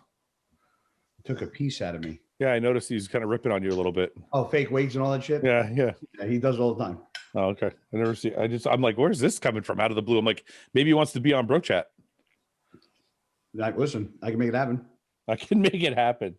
I don't know. I feel like it's too raunch for Jay. Jay's very clean cut. It depends how close you are to Jay. Yeah. No, I know that. I'm saying like, I feel like publicly, it's not going to be like his cup of tea. He's gotten a little. Telling me you're not recording. He's got a little more open now that he's been retired. He talks. He's a little more openly Just about. Just do your usual thing. Get him on and be like, I'm going to cut all this out anyway. I'll get edited out. Yeah. Yeah, edit it. That's fine. You just lie to him. All right, we did that one. If Classic was around earlier, would you have chose that division or still gone open? I would have done Classic. I would have. You wouldn't have. I think I was more suited for it. You wouldn't have done it though. What? I was. What? You sure yourself in underwear? Do you guys know what I look? Crazy. You wouldn't have done Classic. Yeah, I know what you look like on the fucking Arnold stage. That's not a classic fucking bodybuilder. You were too interested. No, in but getting big. I had to force that, Ben. Like it's not that didn't. Everyone has to force. No. But okay, wait. That's the wrong way to put it. Let me phrase it properly. I had to ruin my physique to get thick enough to be able to stand with those guys because my physique looked better when I was smaller. I think you're doing yourself an injustice. I'm not saying anything bad. I liked my physique better at like 235. I think most people look better smaller. Would Guy rather do men's physique or 212? Because that's the same question for him, though, right? Look at Phil Heath in 2008. What did you say? What did you say, James? I just said I think everyone looks better, proportionally smaller when you look at say Phil Heath in 2008. Yeah. Like that is, I'd rather look like Phil Heath 2008 than 2011, even though he was a monster. Oh, but I guess when I see Phil Heath, the round muscle bellies and the small joints looks like a bodybuilder. I didn't have that type of muscle belly. It's like I just think I could have probably done better. It's Classic. I don't know. Men's physique. No, not men's physique. Yeah, but would you have something Classic if we liked the bodybuilders that we looked up to growing up? So who would you have looked up to? Because there have been nobody in Classic to really do that. The reason why I got into bodybuilding because I liked the bodybuilders when I was coming up. I didn't do that. Arnold would have been Classic, right? Theoretically. No, Arnold was the biggest guy in his day, though. Back then, I know, but I'm saying if you looked up to him and how his physique flowed and etc., the Classic look. That's why a lot of guys like Classic, right? Wait a minute, you're splitting eras. So let's say, like Guy just said, okay, Guy, you looked up to bodybuilders. That's why you wanted to be one. I didn't. So it wasn't like my driving force. Okay. So that's why it's not like I didn't look at Dorian Yates or Ronnie Coleman at the time when I was starting. Ronnie Coleman was Mr. Olympia. I didn't look at Ronnie Coleman and go, I want to look like him, because I just. Well, no, I didn't want to look like him, but there were guys like fucking Dexter and Lee and Kevin and Sean. I liked their physiques. Yeah. I think there was a period of time after I got into it that I started to pick out the physiques I wanted to look like. But had there been Classic, I might have looked at somebody like Chris Bumstead and been like, I want to look like that. There wasn't any Classic to look at and to aspire to. Yeah. So if when I started, let's say the landscape was just as it is now. Yeah. With the way my physique was, I might have looked at somebody like a fucking Chris Bumstead or Terrence Ruffin and been like, man, that looks really good. I want to look like that because I don't think I can achieve what fucking Big Ramy looks like. I think that's what a lot of them think. I think that's what a lot of the people that are doing it think. Yeah. But I agree. And that's the point. If you'd have gone that route, you'd have missed out on the physique that you ended up with, which but fucking hell of an open class physique. No, I know, but what I'm trying to say is there's some people that want to do it because they're not big enough. Yeah. But there's some people that want to do it because their bodies are actually built for that. And you're built for that. And this is what I was saying the other day. I said a lot of people are doing Classic now because they're too impatient to do they're confining themselves to that because they don't want to have to put the time in to become an open class bodybuilder. Yeah. Yeah. There's a difference, right? There's a difference between you're a Classic physique guy, like you're a Classic you flow like a classic guy versus you're a small bodybuilder. Do you think? Yeah. Do you think there's more? You know how like Fouad said he had to push his limit to be an open bodybuilder. Yeah. Do you think those classic? Do you think there's some classic guy like? Do you think there's some classic guys that have to push the limits just to be in classic? Like there are bodybuilders that have to push the limits to be in bodybuilding? No. Yeah, I think there'll be a small few. That weight cap's so fucking low. I don't think it's the same thing at all because I think once it's like me and Ian were talking about, I think on one of our bro chats, we were talking about Chris and how he turned pro and became, second place at the Mr. Olympia at like 23 years old. Mm-hmm. But it would have taken Chris, if he wanted to be second place at the fucking Mr. Olympia, it would have taken him an extra 10 fucking years from there. Of course, him, but we're talking about we're talking about is there other people that would struggle to put on muscle so much that even reaching classic would be a struggle for them. Mm-hmm. Yeah. And probably. There's going to be a small few. Like there's plenty of reason that people would find it difficult. Well, I'm really, this isn't meant to be starting a little argument. I'm not taking the piss. Guy, you don't reach the 212 limit, right? So I also don't push a lot of limits. Like no, that's what I'm saying. For you to get to 212, you have to push a little more. Yeah, not everyone wants to do that. So you're probably right. There are probably guys that are in the classic class that are the same, where they're fitting in. They meet the criteria, but they're not at the maximum weight, and they're not pushed. Yeah. Interesting. I wonder. I asked that because you see more guys going from classic to 212. Yes, not vice versa. Yeah, or from classic to open. Or even that standing. Yeah. You never see them continuously push the weight, really. Huh. Okay. If you had one day to live, you had to go to the gym, what would you work out? Legs with Guy, so I could bury him. You'd have an early death that day. Yeah, premature. I don't know. It'd have to be a little bit of chest, a little bit, chest Monday. See you later. Bye, guys. Yeah, it's actually. Maybe you're right. Legs is fun because it's so difficult, but chest is fun for a different reason. Chest is fun for my last. Who said you're going to die on a Monday, James? No, he just said your last day. So if your last day, I said Monday. Oh, you know what? Start off the week on a good foot. Exactly. I don't think there's any other body part you could train where you look better having a pump than chest. No. Everybody looks better with a chest pump. Yeah, it's the shoulder tricep pump. No, because when you train chest, your shoulders get a little pump too, and your triceps get a little pump. So you look like I don't know though. Direct tricep pump. Oof. Yeah, you're gonna look real good in a suit. Exactly. What are you talking about? Well, you're dead. I'm getting married. I'm getting buried in my posing trunks. Yeah. I'm gonna get we'll find out what the real fucking is at that point. The old. Nah, not with a chest pump. It's gonna be all up here. All the blood's going. That doesn't make it shorter. It just makes it like narrower. Depends if you use hostility that day or not. Wow, Fouad went. Did you see his narrowness? It's not as full. How narrow that was. He noodled himself. That's when I got a chest pump. It's like this. That's leg day. But with no pump, I can't connect the fingers. Leg day. Is that why they say bodybuilders? It's like this. Remember, you used to say bodybuilders have small penises. Is that because most of them try to fuck after chest? Yeah, bad idea. It's because when you're fucking, your chest gets pumped. Have you tried to fuck after training? Have I ever? Yeah. It's normally when I do. I do as well. I've got a little 15-minute window there. I have a tough time. I have a tough time post training. It's the best time for me. It's the best time for me because my meals are. I get like that thing, then I shower, and then I've got like 45 minutes before I got to start making my next meal. So you're not one of those guys, are you? Like I got 45 minutes before I got to eat the bag. Chop time. Yeah, actually, I did it the other day.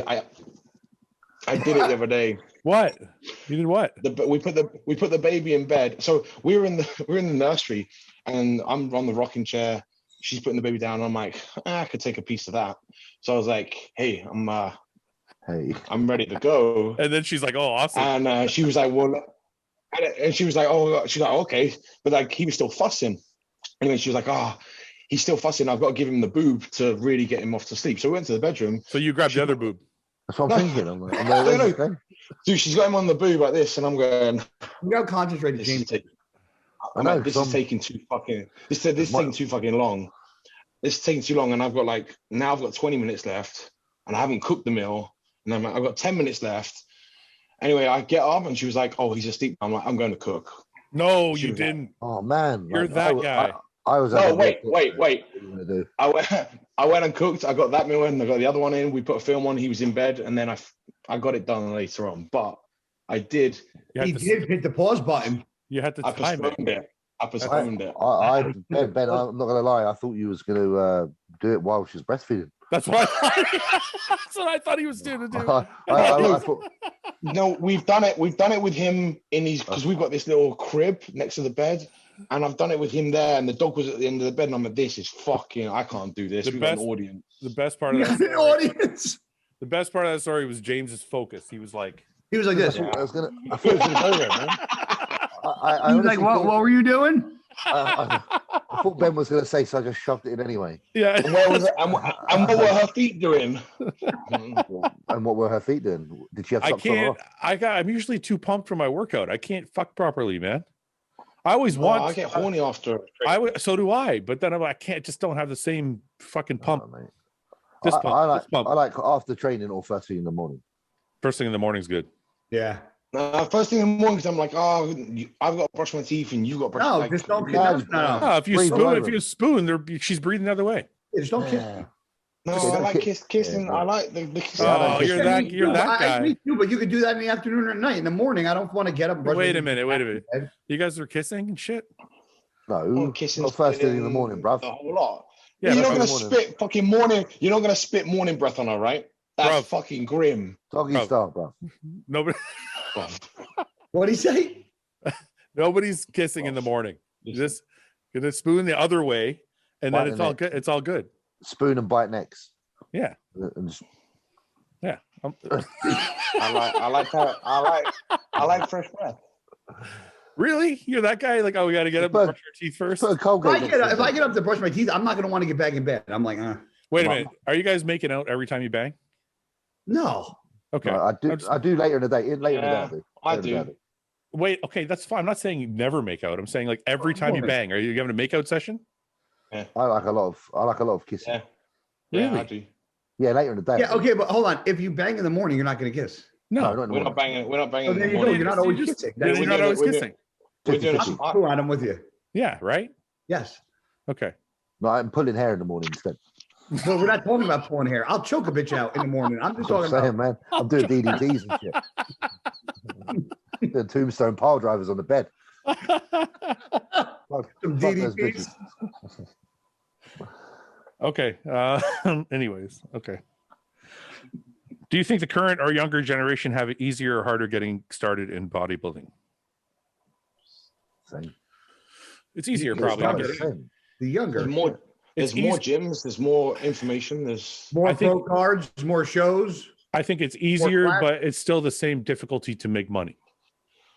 If you're talking about making money in bodybuilding, it's easier to make. No. Wait a minute. Wait. Let me clarify. From actual bodybuilding. I mean, like actually getting sponsored and actually getting a check is the same difficulty because you still have to be great. Incorrect. You're great at what you do, though. I wouldn't pay you if you weren't great rare. at something. And you are quite rare. It doesn't happen often. Listen, I don't have a pro card. 20 years ago, I wouldn't have made a fucking dime. That's true, actually. No, with coaching, you might have. No. He means like a sponsor would only by my athlete. My athletes would have paid me. Right? Yeah, businesses are more savvy though. A company wouldn't have come along and paid me money. Ben's right. There is more avenues to be. Wait. Say it again. Say that again. No, there's more. Ben's right. There's more avenues now to become important than there were before social media. Because back in the day, it's like we were talking. Unless you were a great bodybuilder on stage, nobody gave a shit about you. That's very true. Now you can be good in other ways. Like you can be good at videos. There's more opportunity. Good at coaching. More opportunities and. More opportunities for you to get. Look, Bradley Martin's the best example of it. He doesn't compete, doesn't do shit, but he looks good and he's got a good presence online, so he gets fucking paid. Yeah. Right. So Larry Wills, people like that, Larry Wills, yeah. So it's got to be it's easier for sure to make money now. What do you think is impairing and stopping bodybuilding from becoming a mainstream sport? And do you think it will ever be recognized as such? Steroids and all our asses. PEDs. Yeah. Yeah. Does anybody care though? Yeah. Of course Yeah. they do. No. I mean, no. I mean, do you guys? I mean, the bodybuilder. Like, do you guys care? No, we want it less. Right. That's what I feel like. Yeah, I don't want it like. Imagine how pompous it would feel. Like we're already in pants and tan. Imagine it like being like an Olympics game, like with the fucking little like you know your country theme song going on before you come on stage and shit. But think about it, James. Would it be cool? And just imagine it for 1 second. Let me finish the whole thing. Cool. Imagine you're in a soccer stadium or a football stadium for you guys in the UK, and there's 80,000 people in the stands watching you do a posing routine. Yeah, that would be good. That would be good, right? Yeah, you're on the big screen. You're on the big screens. I'd be pretty famous pretty quick. People are cheering for you and shit. Because think about your best. Think about your best experience ever on stage currently. Times by 10 million. And hearing the crowd cheer, and then multiply that by fucking 80,000. Yeah. Right. So you're like, maybe it would be cool. Maybe I'm gonna change sport. Fuck this shit. Maybe I will do football. Yeah, because you think real fucking you're light on your feet, James. Oh man, I can do it. Trust me. I think we like aspects of the sport that are not mainstream, like the fact that culture. The gyms are not full of people that shouldn't be there most of the time, like the gyms we train at anyway. Yeah, but I think the more mainstream it has got in the last 10, 15 years with physique and classic, it's fucked a lot of us off. No, but you take the good with the bad, though. I mean, look at Athleticon, right? There are bonuses to being mainstream. If Athleticon brings in people like Gatorade or Nike, and they start sponsoring bodybuilders, it becomes a whole new game for you guys. They're not sponsoring bodybuilders. You never know, man. If The Rock gets behind something, they're not sponsoring an open class bodybuilder. This will be the first. Steroids. This will be the first flop for The Rock. Watch. You think so? Wait, which one? The guy touched everything. The guy touches is gold, man. Yeah, except this. You think Athleticon's going to flop? Yeah. Really? It will flop on the bodybuilding front. They'll host it for a year, and the bodybuilders will be there. The following year, there'll be no fucking bodybuilders. I'll agree with that. The bodybuilders. It'll be a fitness expo. It'll be a fitness and sports expo. Yeah, but there's nothing wrong with that. That's what the Arnold's is. The Arnold's is an everything expo. Yes, but they'll get rid of bodybuilders. I don't think so. I think Athleticon will be bigger than the Arnold's. They'll be like, sorry guys, we can't have steroids here. Leave. No, I think Athleticon will be bigger than the Arnold's because it's going to have more money behind it, and everyone's going to be excited to be part of it. There'll be more eyes watching, more people judging, more people. Yeah, but they know what they're getting. Why are your bodybuilders there? Yeah, but James, think about it. You don't think they've thought of that? Like, I think they understand what they're getting into. I think they understand, but I think you don't know the score until you actually host it. Oh, so you think when they feel the backlash, it's going to make a difference? I think they'll host it and they'll be like, what could we do with next year? What could we do without next year? And it's going to cost them. It's going to cost them a lot of money for have the big boys up there. Yeah. Why do you say that? Why do you say that? You mean the sanctioning fees and all that? The prize money. The prize money and sanctioning fees is relatively be their most expensive event to hold. Yeah. But I also think if they have sponsors like Nike, Gatorade, fucking all these, it's not going to matter. Right, but Nike and Gatorade aren't sponsoring bodybuilders. Coming in for the bodybuilders. They're sponsoring for all the other shit. No, they listen. They could still listen. Nike, but Nike and Gatorade will still give them that money, that sponsorship money, even if the open class bodybuilders weren't to show up next year. Ben, so they're not going to lose the sponsorship money. Wait a minute, Nike. Is Nike a sponsor of Gatorade? I know it was one of the big boys. I don't know who it was, but no, surely it's Under Armour. Okay, so anyway, let's just say the big name sponsors have been given a presentation. They're not just like, yeah, here's $5 million. They've been given a presentation. They know exactly who's coming. They know exactly what they look like. They know exactly what they're spending money on. Yeah, I know. So they know what they're getting into. They're not but they do. The Rock is a businessman, right? So. Yeah. They run the first year, the bodybuilders show up, the sponsors pay the money. Then they go, okay, well, the next year, how do we make it more profitable? Well, how about we keep the sponsorship money coming in and we cut out this big expense here that didn't actually draw that much for us in. They're going to find out really quick it did draw in a bunch. But you'd probably take out 15 things before bodybuilding. What are you going to take out that draws in more people than the bodybuilding from that show? No. I'm saying what's costing them outgoing wise and versus what's bringing it in. The bodybuilding isn't going to be. The Rock is bringing in the big fucking ticket money, regardless of what anyone says. No. It's not the events going on. No, it is the events. The Rock being there is not bringing. Nobody's going to see the Listen, Rock. you know how many people? You know how many people go through the Arnold's in a weekend? It's something like over 1.5 million people through the whole weekend. Yeah. Okay.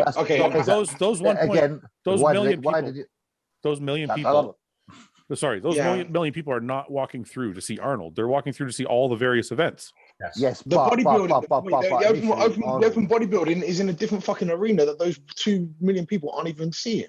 No, that's not true, because they're not just talking about the expo, they're talking about everything. And when they do go through the expo, they're there for all the events, plus the bodybuilders that are at the booths waiting to sign photos. But if you cut open class bodybuilders out the weekend, those same people would still come through the doors. No, I don't believe it at all.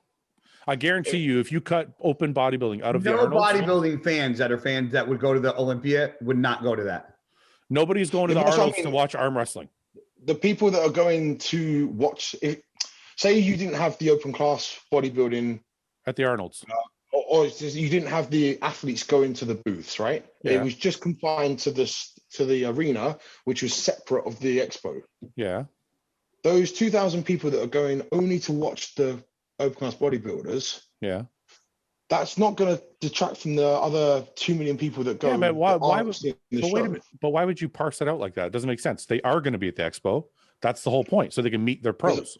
Because I'm saying, if you're Athleticon, you get say 2 million people come through the door, and you're looking. Those open class bodybuilders are a big expense, right? To hold the show, to pay everything, to the prize money.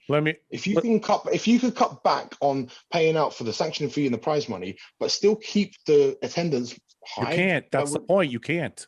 Let me ask you this: if you remove the open bodybuilding from Arnold's, right?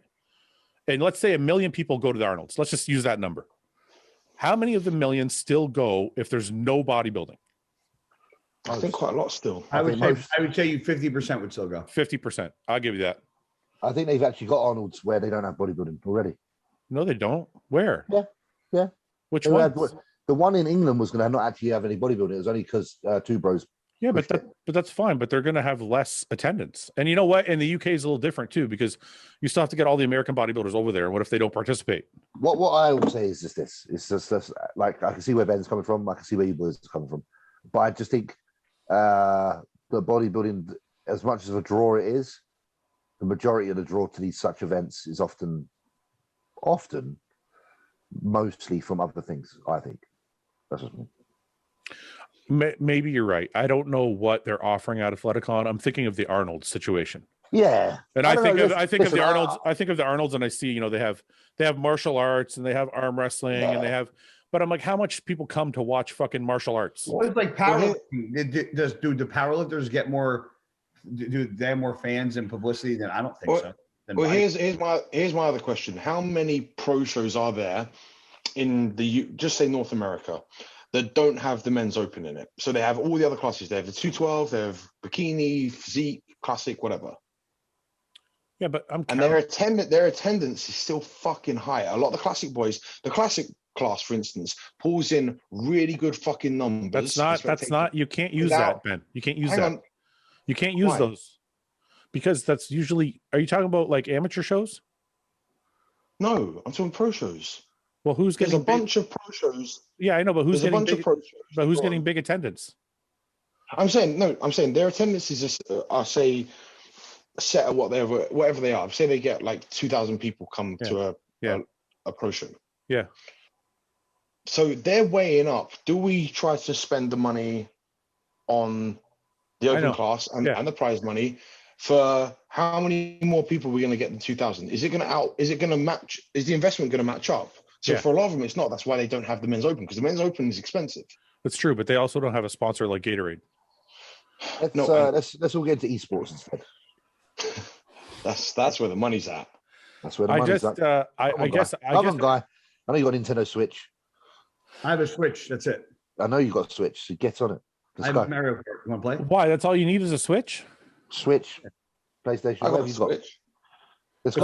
Fouad, how would it feel to not only lose on podcasts to me, but then lose on Nintendo Switch to me on a daily basis? Okay, wait. I just want to know, How am I losing on a podcast to you? How do you quantify that? Can you tell me? Arguments. Huh? Arguments. You lose half of them. Bullshit. Wait, guy, you gotta know what you gotta know the game. Fouad owns the ball and the court. I know. At this point, you're playing his fucking game. You don't win all the arguments. You win half the arguments. In your mind, but if you ask, You won the all-wheel drive, front-wheel drive. Yeah, for somebody who drives a fucking lot of trucks, that was a little disappointing. But I meant Here we go with the justification. You're like a girl. Go ahead, justify it. Go ahead. I would love to hear the Okay, I lost the argument. So what? That's one argument. You lose all the rest. Which name one that I lost? You lost the hair cutting versus nail cutting argument yesterday. Bro, his nails looked like triangles when he was done. He missed half of them. He had fucking shit at the corners of his toes. And he said a minute, and it was 1:05. So no, I won. James, on the Bro Chat podcast we did, Ian said that he could cut his toenails in under a minute, and Guy bet him he couldn't. So he actually went while we were on the podcast. His nails. Filmed himself cutting his nails while we timed it. Toenails. Why? That's how ridiculous this podcast has become. Wow. Yeah, I literally, I was thinking that. I was like, how do you sell the podcast to someone? Well, we filmed someone cutting their toenails. It's really good content. You should watch. I don't know, man. It's like, fuck. That's why I have to do this one, because we have serious discussions. And I do the other one is we talk about. Listen, you know what? I just want to let you guys know that I consistently show up late to the podcast, and I do. And they're already on topics that do not have anything like that I did not bring up. And it just spirals out of control as soon as I log on. Well, this is the highbrow version. This is the highbrow. This is the UK version. It's more like sophisticated. Yeah. James is wearing his glasses and looks very intelligent right now. Where's my fucking cup of tea? All right, let's do one more. Okay. Let's see if I can find a good one. What struggles do big bodybuilders have in everyday life because of their size? Do small bodybuilders like Guy have any struggles in life? I swear to God, I didn't say, look. Y'all can fucking kiss my ass. Kiss my ass. Who's that? What's this fucking dude's name? Grant. What is it? Grant 1571. Grant, Gron? Grant. Grant. 1571. Hold on, don't move because I want to read it. 157. Put it back up there before I talk. What do you want me to say? Because it comes up to your screen when you talk. What are you talking about? Oh, yeah. Oh, he's got it set like that. Yeah, he's got it set like that. What are we doing here? Why? Because when you talk, now I'm good. Wait, I want to see how jacked this. He doesn't have it on split screen. He has it on one person at a time. Oh, you can change that, Guy. How? Go to the very top. Scroll. Yeah. Go to the top. I have these 4 little things in the corner, and then one big one. Yeah. You want a phone or you want a laptop? Click the 4 little things. Okay. Now you should be able to see all of us. I can see all you, but you're like this big. Oh, are you on your phone? That's you. Hold on. I'll send you a picture. Hold on. This is so stupid. How small is your laptop? Just click the other button then. Everything's small. He lives in a little like hobbit house. Now I just see myself. Okay. Just forget it. I don't know. Click the other one then. I have 4 split screens. James, have you ever seen the Borrowers? Yep, I see this. I see where this is going. Oh, speaker gallery. Now I got it. Okay, there you go. I got it. You were this actually much better, much easier to do. Okay, I got a better one. Here we go. No, hold on. I want that fucking piece of shit's name. Grant 1517. No, Grant. Yeah, 1571. 1571. Wait. I don't think he's being mean. I think he just said, you're smaller than like James. That's all. Wait, this is the guy that just commented that? Let me see. Oh no! Oh, where's this going?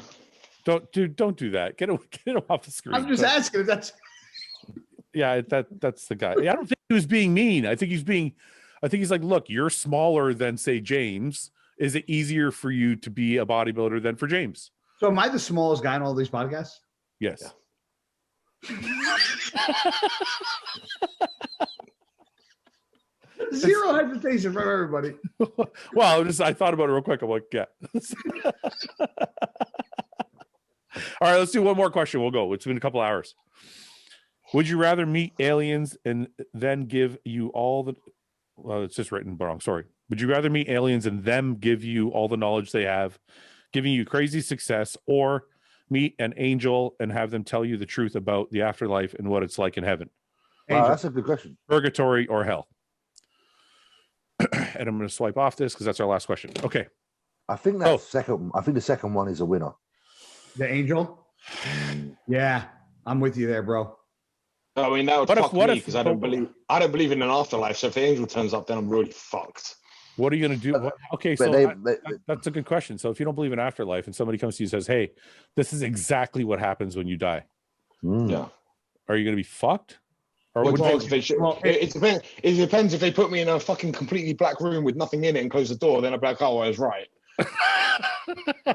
Wait, that's what you think happens? He thinks you close your eyes and that's it. I think the same thing that happens when an ant dies and a spider dies and a bird dies and a tiger dies and a cat dies and a human dies.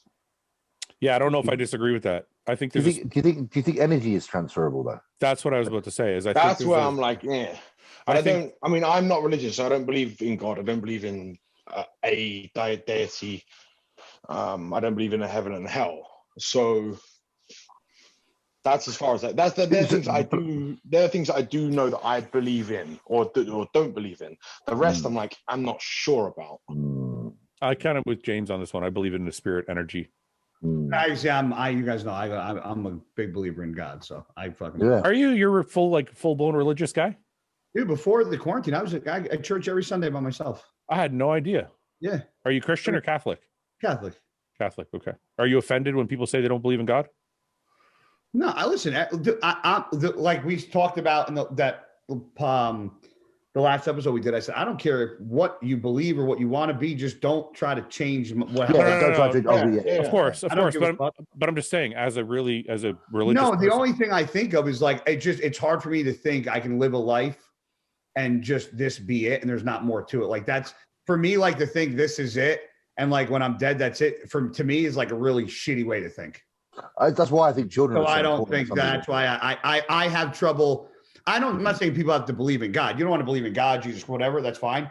But to believe this is it, that I wouldn't be able to live my life if I believed this was all that was it. James, what were you going to say? No, I was thinking that's why perhaps for many people maybe feel similar to Ben, children are the most important thing because that's what you leave behind to them. You know, I can see from both aspects because I don't know where I'm at in the feelings, but I'm not either one or the other, which means I can just sit in the middle and kind of debate. But yeah, I don't know. Everyone's entitled to their opinion. And listen, I'll say this: I hope I'm wrong. But I can't wrap my head around something that I can't rationalize and logically pick apart. You know. So I'll say it like this: so I have loved ones that have passed, and when I think of that, I think of spirit energy. Mm-hmm. But when I think of my own mortality, I can't see what's after. I don't know if that's fucked up or not, but I can't see what would be next. I don't like envision a life where I've passed and I can see everything going on and I'm actually still part of everything in some different form. So I guess in that sense, I kind of believe what Ben believes, but at the same time, I do believe in like it's kind of shitty to think that like people that you know that are like passed away, like my grandparents or friends, like that's it. But that's why I said I believe. That's what I just said. For people that I know, like my father, I believe in a spirit energy that they're with me in some way, some feeling. Oh, it's a tough one. But when it comes to myself, I have a hard time imagining what that looks like. Yeah, I had to and fro. Like since my mum died, it's like. There's days where I'm like, she must still be around. But then there's other days where I think it's final. And it's like really hard to kind of contemplate. You know, some days I just think that is it. It's it. And now I need to just live my life. But then other days I call out and I feel like I need them there still. You know, it's a hard one. It is a hard one. I do think that, and I'm not, this is in no way me going one way is right, one way is wrong. No, of course. I think it's much easier for the human mind to conceptualize that there is something else, and that's a much nicer frame of mind to think. I do wish I had that in me to believe that sometimes, because I'm like it would make things just less miserable and dark. I think a lot of that comes from your company as well, though. Like, if you choose to do the things like go visit church, spend time around people who have those feelings, you start to actually feel a certain way. So maybe it's an environment thing as well. But I was raised as a Catholic. My parents are very religious still. Okay. And I tell you where I fucking live now, I'm the odd one out, and then some. I'm in deep Texas. It's fucking God country. Oh, it's God country over there. Yeah. Can I tell you, I don't think this. It doesn't hurt my feelings or seem miserable at all to think this is it. I love my life, and I'm like, that's the thing. That's why I don't need there to be more. Yeah, like I'm just saying, if this is what I get and this is what I'm given, I'm okay with it. It doesn't feel miserable to me. I do feel like we appreciate what we have. True. Yeah. Yeah. What I mean is, I think generally speaking, the human race has a easier time. It's a nicer thought process. Yeah, I agree. It sounds like I'm being condescending, which I'm really not, because my parents really believe in that, and I like that they believe in it, because it gives them, like, my mum, if anything ever bad happens, my mum prays for me, and she tells me that, because I know you don't believe it, but I prayed for you, and it makes her, that helps her. And I think that's a fucking really good thing. And sometimes I'm like, shit, I don't have that thing sometimes to pull on, because I don't have that belief system. So sometimes I feel like I'm missing out, because I'm like, I don't have that extra, like, it will. Yeah, but I also know people that believe in it but don't believe in it fully. Like, there's people that believe in prayer but might not believe in religion, life or heaven or religion. Like, you can still pray. You don't have to believe the whole thing, but you can still pray for somebody. Oh no. When my mum prays, she thinks she's fucking talking. Oh, you probably prays with the rosaries, like my grandmother used to, wrapped around her hand with the Bible. My mom does that. My mom's very religious, and she prays for me all the time. And so, because I was brought up in a very religious. I went to CCD, which is like the Sunday school for years. I did all my stuff. I did stuff in church when I was in high school, and. So your parents were very religious, and you guys just. I did. I went to Sunday school. I remember. How did you just turn that? Like, I never just turned it off. Can I tell you? I rationalized it to myself like this. I feel like religion was created to control the masses. I don't feel like there's a real benefit to it, and this is just my own personal. So please, nobody get offended. Like when we say things like, we talk about afterlife, you talk about heaven and hell, and these kind of things. I feel like those are things created so that people live their life here in a better way, because they are expecting that there's some type of reckoning afterwards. That's why I don't believe in it. I don't believe there's a reckoning. I don't believe there's like, I'm going to stand in front of God at some point and he's going to go, you were bad and you were good and you did this and you did that. I don't believe it. But that's what people believe about the afterlife. Like, if I was good, I'm going to go to heaven. If I was a piece of shit, I'm going to go to hell. And I don't. You're saying they try to do it as like a leveraging piece. I think that's why things are correct. Because if the way I see it, this could be very, very simplistic. So I apologize for anybody who doesn't see it my way. But if you go way back before there was police and laws and fucking courts and all that, right? Yep. I feel like there had to be a way to control people from fucking anarchy. So they created the 10 Commandments. They created fucking religion. They created not that there was religions before that, but I feel like these things are all created to keep people in line. Don't fucking kill nobody. Don't fuck nobody's wife. They're all just regular common sense ways to live. Yeah. Right. But it's a way to keep your population from going fucking apeshit. Yeah. So you create this. What do you think about that? Think about all the things you just named that fucking most people still do. But I'm just saying, like, if you think about wouldn't it make sense to you that this is a way to keep people from being bad? Tell them. Right. This is why. Like, if you tell them there are all these things that are going to happen to you if you do this wrong or that, then all of a sudden you have a whole group of people who are like, oh, well, I don't want to go to hell. I don't want to meet the devil. But I could kind of say, like, yeah, but the people that don't believe, that's kind of like fucking police. No, so people that are here to tell you you're doing right or wrong, right? Yeah, but I'm saying before police, this is a way they could have controlled populations without having police, right? I'm talking go way back before police and structures and laws and jails. Yeah, but then why would they segregate themselves? Because not just Catholicism, there's a ton of different religions. That's right, but every religion has the same premise. So now Yeah, but look at the religious wars that go on, and like, well, that's for a different. That's for a different reason. That's because my religion might be, well, your religion's wrong, my religion's right. So why would you start something to follow to create? Well, because I think or chaos. Because I think the best laid plans can be hijacked, right? So like, it doesn't mean just because you created something that it's perfect. I'm saying for your tribe, for your area of the world where you live, you created this set of rules. And this was the way that you were able to implement it. We're saying, this bad thing's going to happen to you if you break all these rules. See, I'm not. So obviously I'm a Catholic. Have I done things? I've done many things wrong. Yeah, of course.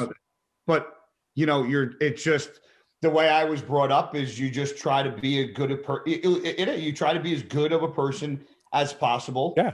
And follow, the word or whatever you guys want to call it, and just try to be a decent, good human being. And at the end of it all, but it's not like once you get to purgatory, it's we're gonna let you in or we're gonna shut the door. No, but go to hell. Guy, a lot of people believe that without religion there would be no morality. There's a very, very large number of people that believe that people's morals are given to them and created through their religions. And that if everybody was an atheist, or if nobody believed in any type of religion or afterlife or God, or that people would inherently be immoral.